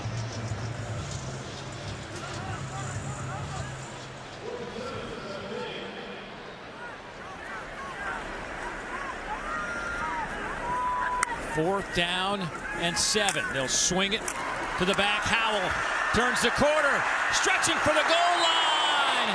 Touchdown, South Carolina. 18 yards.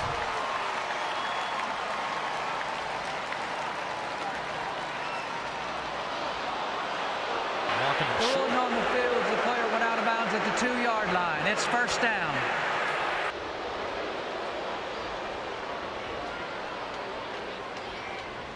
Let's take a look from the pylon cam perspective to see if he was able to keep that foot in bounds.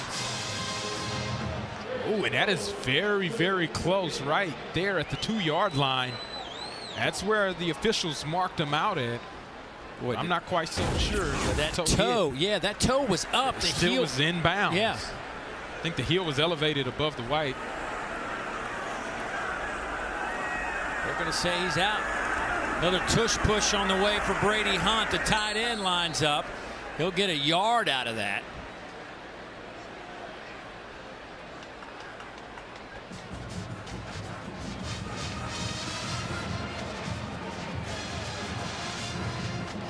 It's a long way for a quarterback sneak, but obviously South Carolina saw something they liked and tried to utilize it again.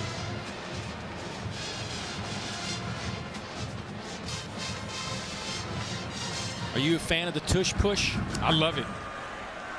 That's where man meets man. And South Carolina, their group of men won that battle. I just don't know how do you like, it's a guaranteed yard. Low man wins, baby. Touchdown for South Carolina. Brady Hunt in there with the big boys.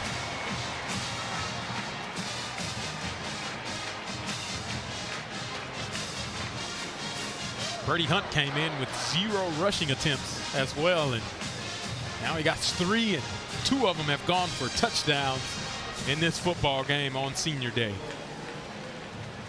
1:44 to go here in the third quarter. A 6.5-minute drive that went 83 yards, 13 plays, and William Joyce caps it off at the point after. It is now 44-0. Gamecocks rolling, 510 yards of offense.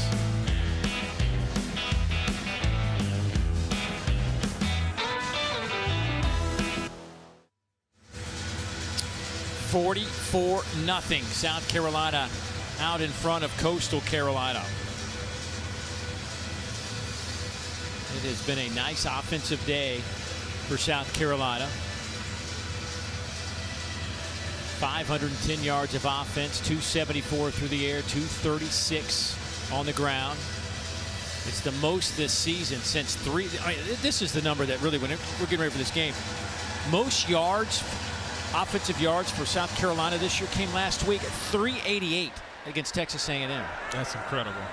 And 312 of those were in the first half. We got to step aside again. 1:44 to go in the third quarter. Back in a moment.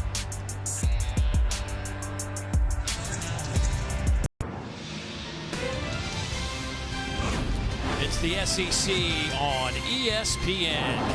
Williams-Brice Stadium on Senior Day / Salute to Service. And it has been all South Carolina as we have 1:44 to go here in the third quarter. Coastal Carolina looking at a 1st down and 10. Had a couple, really the last 2 drives have been pretty solid drives, but nothing to show for it on the board that matters. Jalen John will get the first handoff here. He'll get it to the 30-yard line. Devontae Miles making a tackle. An opportunity now for some guys to haven't played a whole bunch to get some work for South Carolina. Missed tackle on the outside as John will have the 1st down.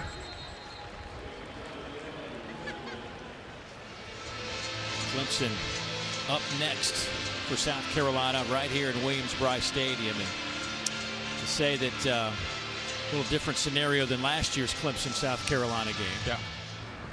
Between those 2 programs, but the intensity and the rivalry is still going to be what it is every single year.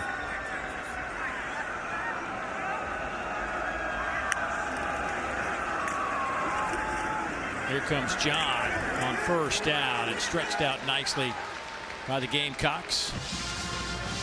Hunter, first one there for the Gamecocks. Kelvin, the redshirt freshman from Florence, South Carolina.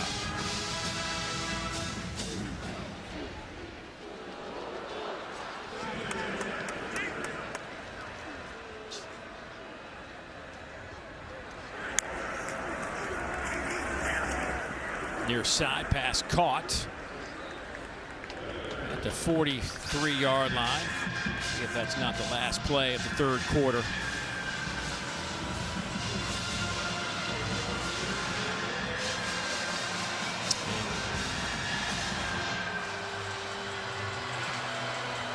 Coastal will let this clock hit zeros. That is the end of the third quarter.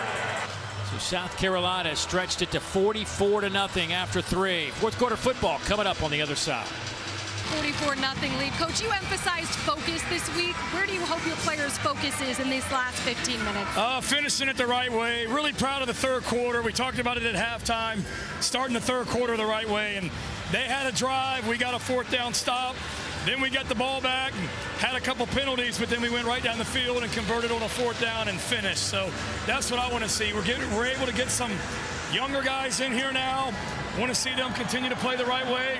This shutout is important to us. We need to keep a 0 on the board and finish these last 15 minutes the right way. Thank you, Coach. Thank you. Bobbled snap. DQ Smith tried to pick it up. By the way, right before we went to break, they reviewed that last catch by Coastal Carolina and ruled it incomplete. Thus, it was 3rd down and 10, and that last play just lost 13 yards. Actually, they'll spot it just a 9-yard loss. So 4th and 19. Bakari Swain back to return this punt.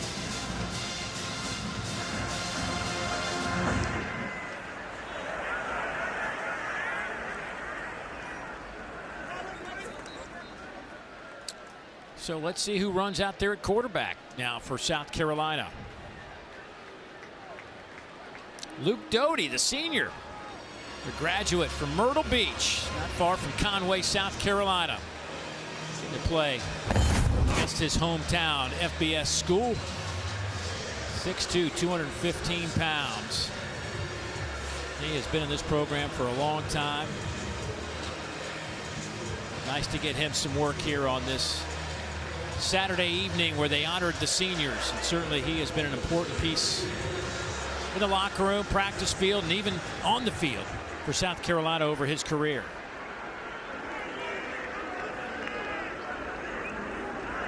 He'll start with a handoff to Faison. Breaks a couple of tackles, dead legs one defender, and gets it to the 40-yard line. Rasul, a 7th-year player, 25 years old. There is a flag down that's going to bring this one back. Holding on the offense, number 65. 10-yard penalty. It is 1st down. One more time.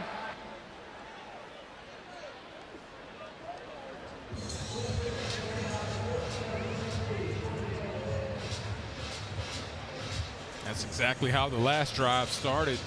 False start and then a holding penalty. Ended up well. We'll see if this drive follows suit. Handoff again to Faison. He loses a yard. Luke Murphy, the first one there for Coastal. Faison, who leads this team in rushing, had a season best 74 yards against Vanderbilt. Remember, he didn't become eligible until 6 days before the season after an NCAA ruling allowed him to join this team for his 7th year. Matter of fact, they got 2 7-year backs. Oscar Attaway, the third, also 25 years old and a 7th-year running back. Throw to the outside, caught by Mazio Bennett. He's to the 44-yard line. A long way to go here on 3rd down. It's going to be 3rd down and right at 10 yards to go. In this situation, you want to make sure you still take care of the football, right? Don't press too much. Luke Doty's first opportunity in this game to be able to get some game time action, right? Still take care of the football.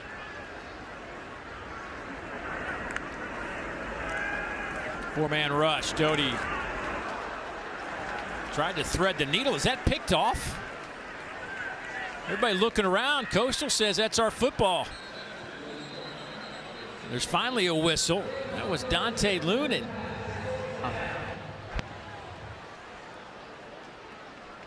That ball must have hit the ground.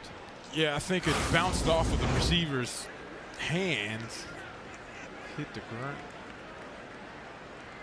Oh, man, it's very close. Yeah, right in front of Lunan.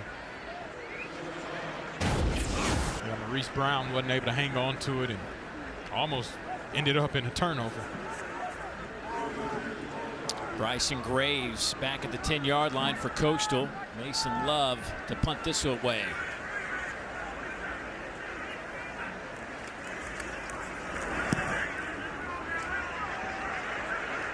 Aims it toward that far sideline and out of bounds. Well, for Morgan and Fozzie, first time they've been at Williams-Brice Stadium, so what do? You got to go check out the Cockabooses. We'll have that when we come back. Back here in Columbia, we had quite the Southern hospitality and red carpet rolled out with the Cockabooses, 22 cars, luxury tailgating unlike you've ever seen. One of the coolest traditions here at South Carolina. And Tracy Schlicksup was nice enough to invite me and Fozzie inside her Cockaboose. We got the tour, that upper deck. Awesome. What a great spot to be on a perfect day. I should have counted the number of TVs in there, but gosh, they had every noon game going on. The food, the spread, 4 flat screens, I'm being told.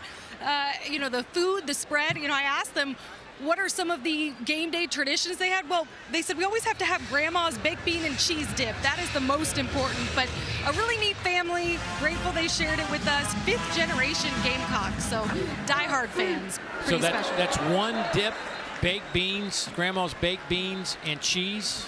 That's all one thing? Yes. That's what it was. The one, they didn't offer us any. I mean, I'm sure I could have asked. Oh, they definitely offered me.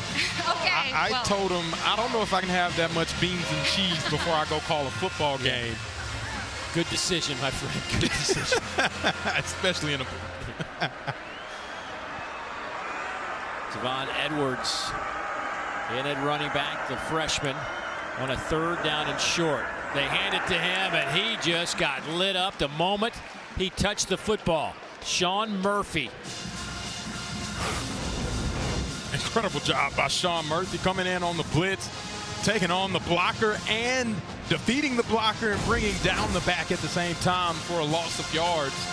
He's playing some really good football, and he's been unblockable this entire game. 4th down and 4. And the punt team from Coastal Carolina coming back on the field.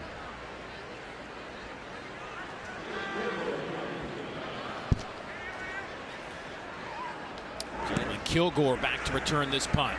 He'll call for the fair catch and takes it at the 25-yard line. Gamecocks with the football, up by 44.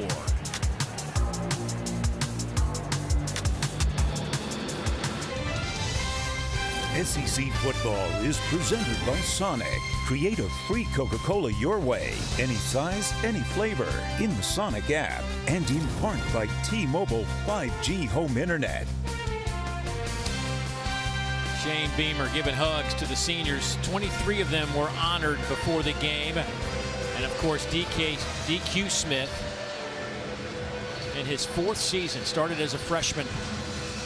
This is his 44th start of the season, or of his career, and honored today before the game. It's certainly a big moment. As Cutter Woods takes over at quarterback now for South Carolina. He is far from a senior day. The true freshman out of Anderson, South Carolina, has really, the last 5-6 weeks, been practicing well. Feel like if they needed him, he could throw him in the game and feel comfortable with him running this offense.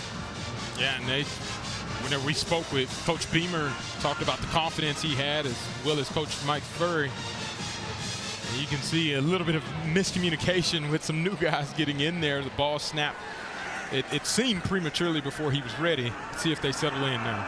Out of that pistol formation. Good clean snap that time. We'll hand it off to Oscar Attaway III. So you've got like an 18-year-old handing it off to a 25-year-old. That is the college football world we live in today. Who would have ever thought that would be the case? I feel like you and I could have played college ball together, Dave, if the rules were still the same. I just turned 27. Yeah. Me too. Yeah, over and over and over and over and over. Four-man rush here. Woods slings it to Attaway and makes a catch. Now running back against the grain, and Arinze says, not going to get past me, and he'll drop. Cutter Woods, 4 of 6 coming into this game for 46 yards. Does have 1 interception, a couple of rushes. Number 12 is now 47 on South Carolina. Bryson Graves back to return this punt.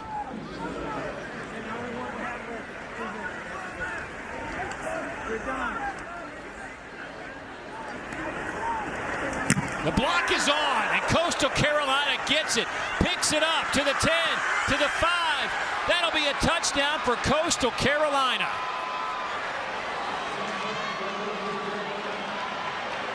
Jamison Tucker came flying in, made the block, got his wits about him, came in and picked it up and took it to the house. What a play. That's a phenomenal job by Jamison Tucker on punt return. You're always taught to take the ball off of the punter's foot. That's exactly what he did, and him being the athlete that he is as a wide receiver, picks up the football and takes it to the crib. Incredible play.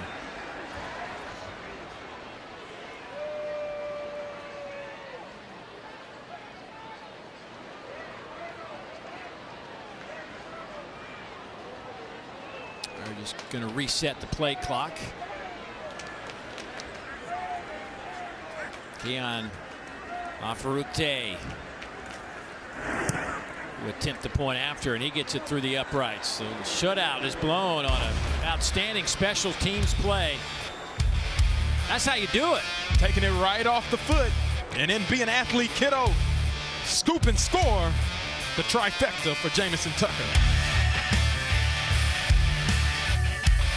45 Eastern Time, 6:45 Central, right here on this very network. That'll be at the conclusion of this one. We'll have LSU hosting Western Kentucky, and if you're not going to be in front of your TV, you can always watch it on the new ESPN app. And don't forget, after that game, it's SEC football final. Dari, Chris, Benjamin take you through the biggest stories of the day, break down all the games.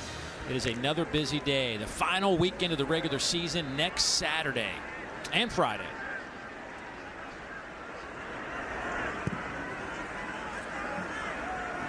This kick 5 yards deep, and Holloman going to bring Holman going to bring it out, and that didn't work.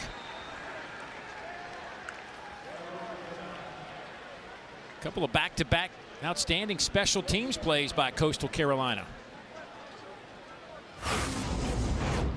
Let's take a look at the last play. That was a block for Coastal Carolina. You're going to see 2 guys at the point of attack. South Carolina picks up the wrong guy, and it ended up ending wrongly for South Carolina's punt team, and it's a great job by Jamison Tucker. Take a listen. Takes the ball right off the punter's foot. Shane Beamer won't be happy about giving up the shutout. That sounded violent. It's a violent contact. Rowe hit by Miles Woods.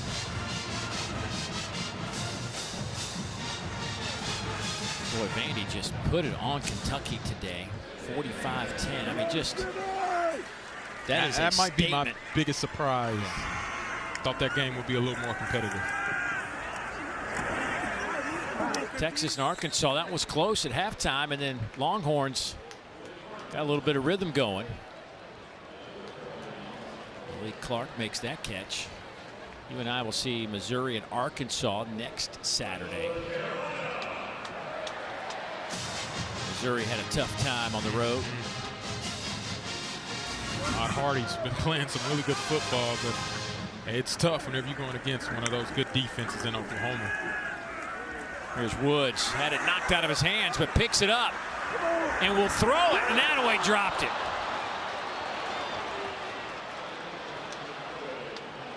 Jordan Mack hit him to knock the ball free. There's a lot going on this play. Forces the fumble, has the wherewithal to pick it up, finds an open receiver, and Attaway just not able to hang on to it. That's That's just a drop by Attaway that you got to have. Attaway with 7 catches this season. Should have had number 8. Yeah. 2nd down and 10. 5 rushers over the middle, pass caught. Mike Tyler, the tight end, picks up 13 yards.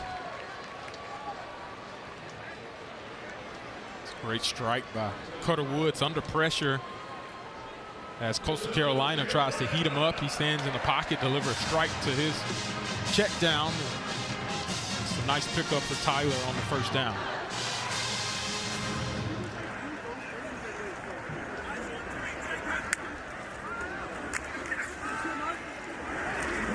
Inside handoff to Attaway.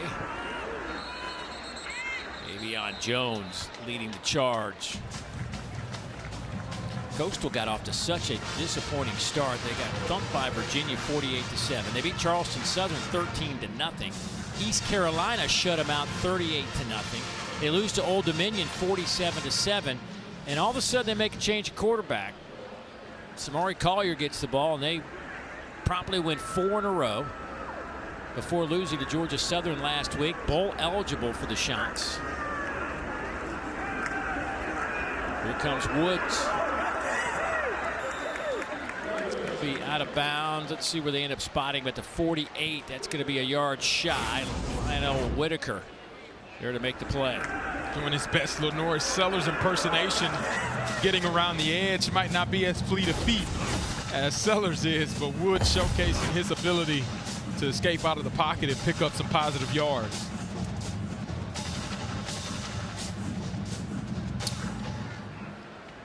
Now 8 out of 13 this season. Inside handoff, and whoa, what a wallop in the hole. Attaway just got drilled. Avion Jones came in there. There was one other Coastal player. I didn't get the number, but man, that was a big time hit. And Zeke Campbell along with Avion Jones to really lay a licking on Oscar Attaway. Boom! A little high-low action there by both of those guys. That's some physical football being played here late in the 4th quarter.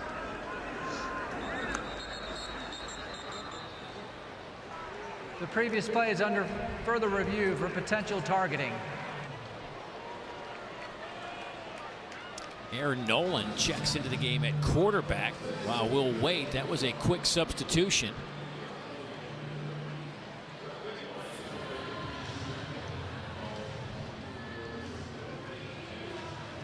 He'll get some more throws in.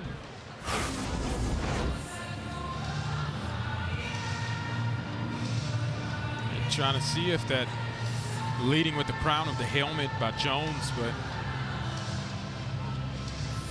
typically see that on a defenseless player, and obviously Attaway is not a defenseless player. I mean, I don't think I see targeting and anywhere in the head or neck area.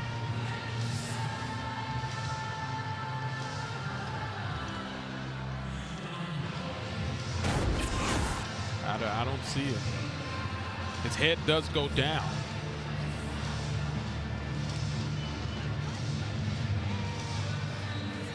But I don't think all indicators are supported for that to be targeted. Take another look.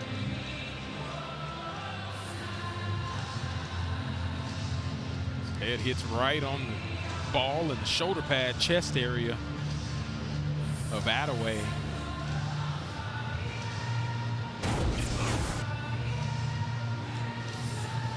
I don't think it'll take long for them to decide.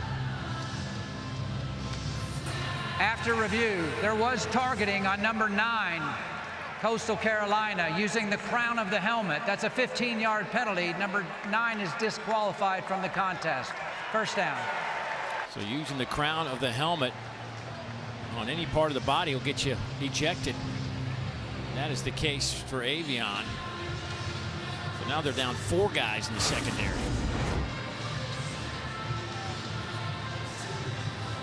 And he does lead with the crown, and it's obviously in for safety and protection for I'll both say players. this. I'll say that I mean, obviously that was a crown, but we see that all the time. Yeah. and it's not to called. be able to call it now Yeah.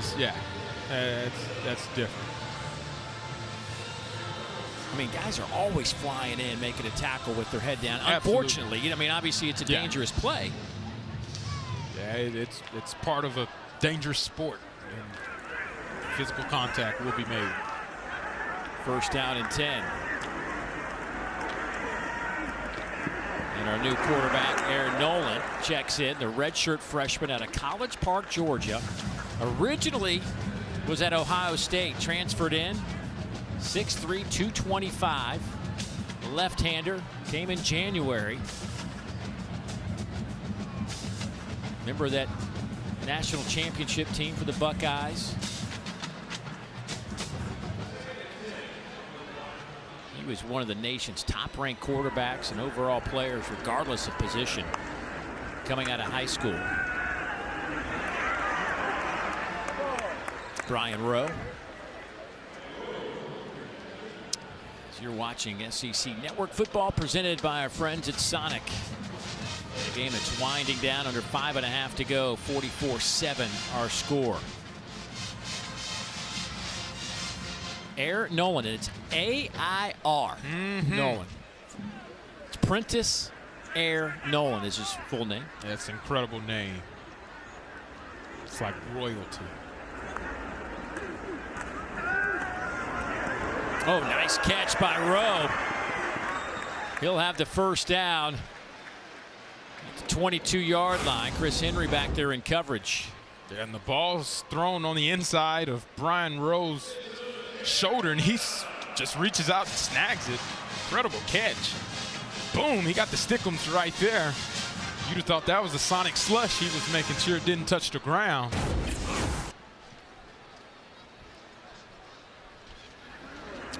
Dunn in at running back.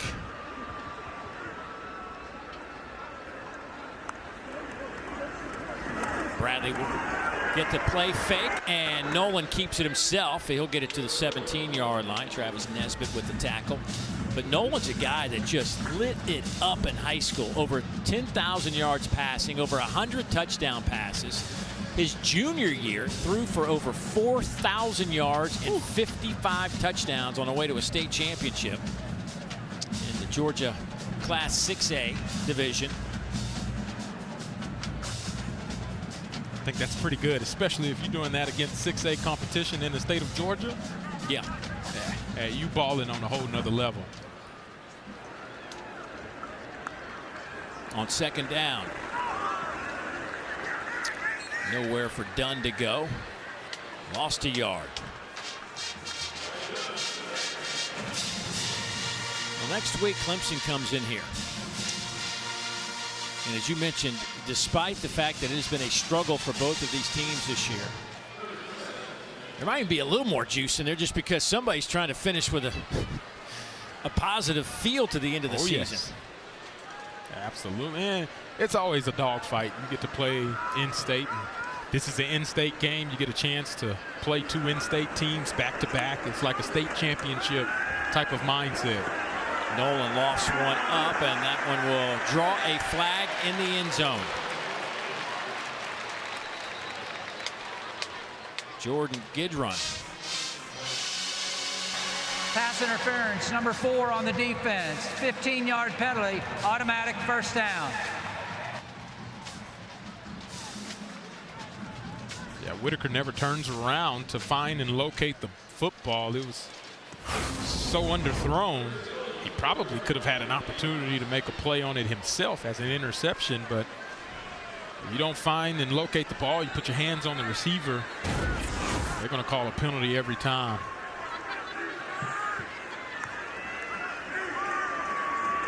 Inside handoff goes to Bradley Dunn, and we had one official on the far side give him the touchdown. The official on the near side runs in to spot the ball. So they're going to say it'll be first and goal.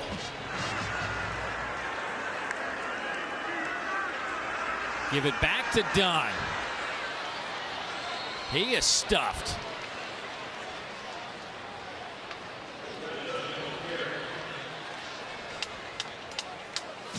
Dre Pinckney coming up there, getting his nose involved.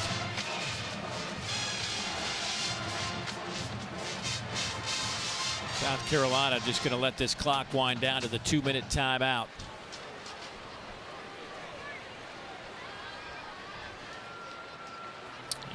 That is the 2-minute timeout.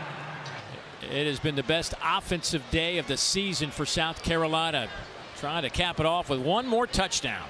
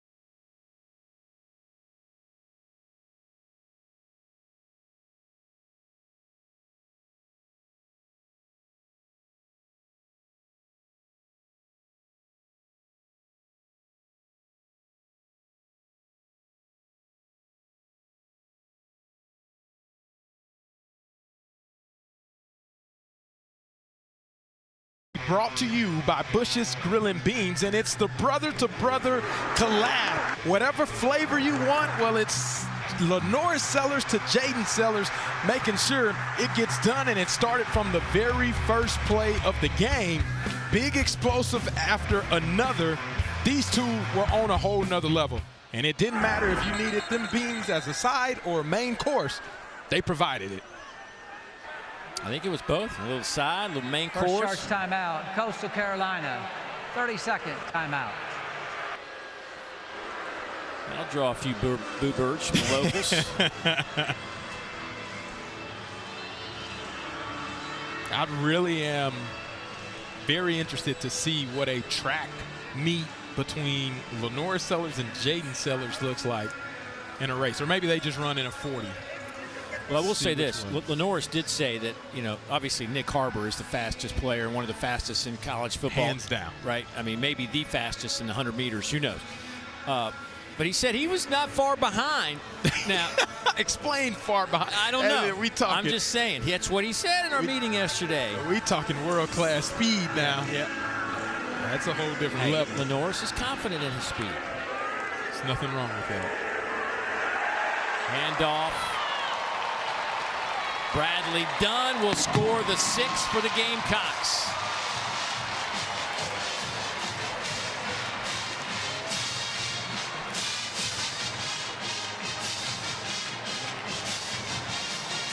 You see the celebration on the sideline. Coach Shane Beamer getting in on the action as Dunn gets his first touchdown of the night, and that offense is moving on a whole nother level this entire day.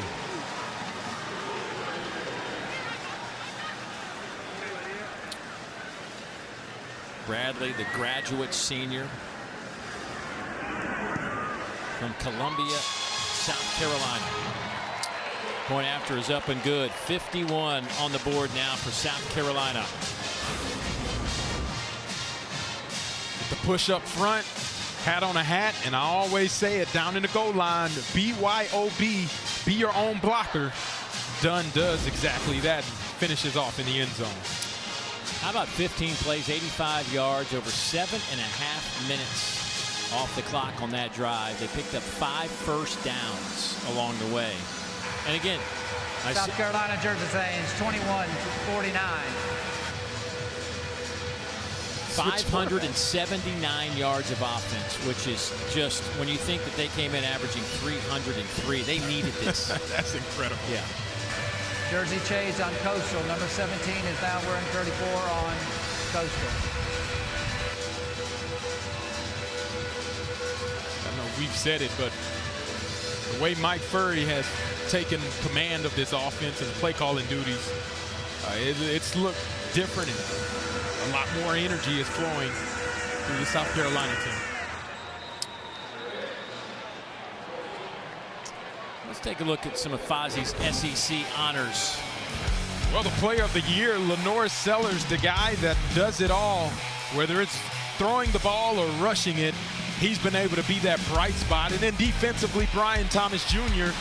coming into this game, sack machine, TFL, 6 sacks, 8 TFLs, and then Vakari Swain, the also dangerous, one of the most dangerous returners in the country with 3 punt return touchdowns. Your SEC or the South Carolina MVPs, not the SEC MVPs. Correct.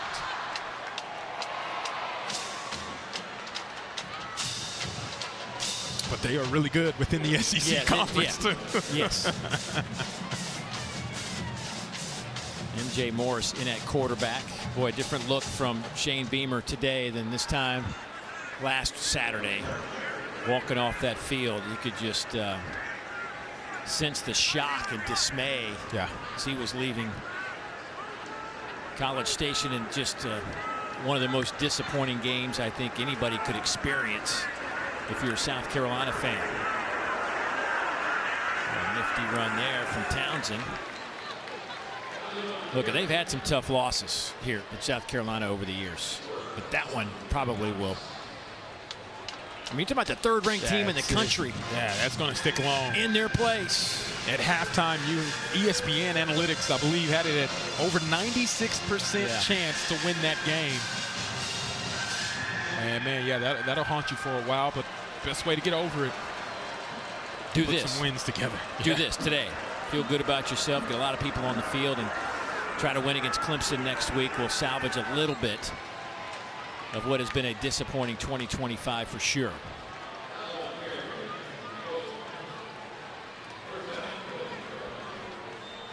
Clock ticking down.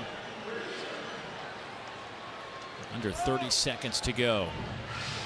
So South Carolina going to go to 4-7. And next week will be their bowl game. A battle for the Palmetto State.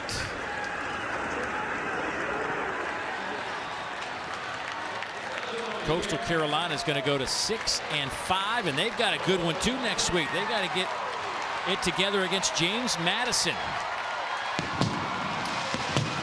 But there's our final score. 51-7, Gamecocks win it. Jim Beck, Shane Beamer at midfield.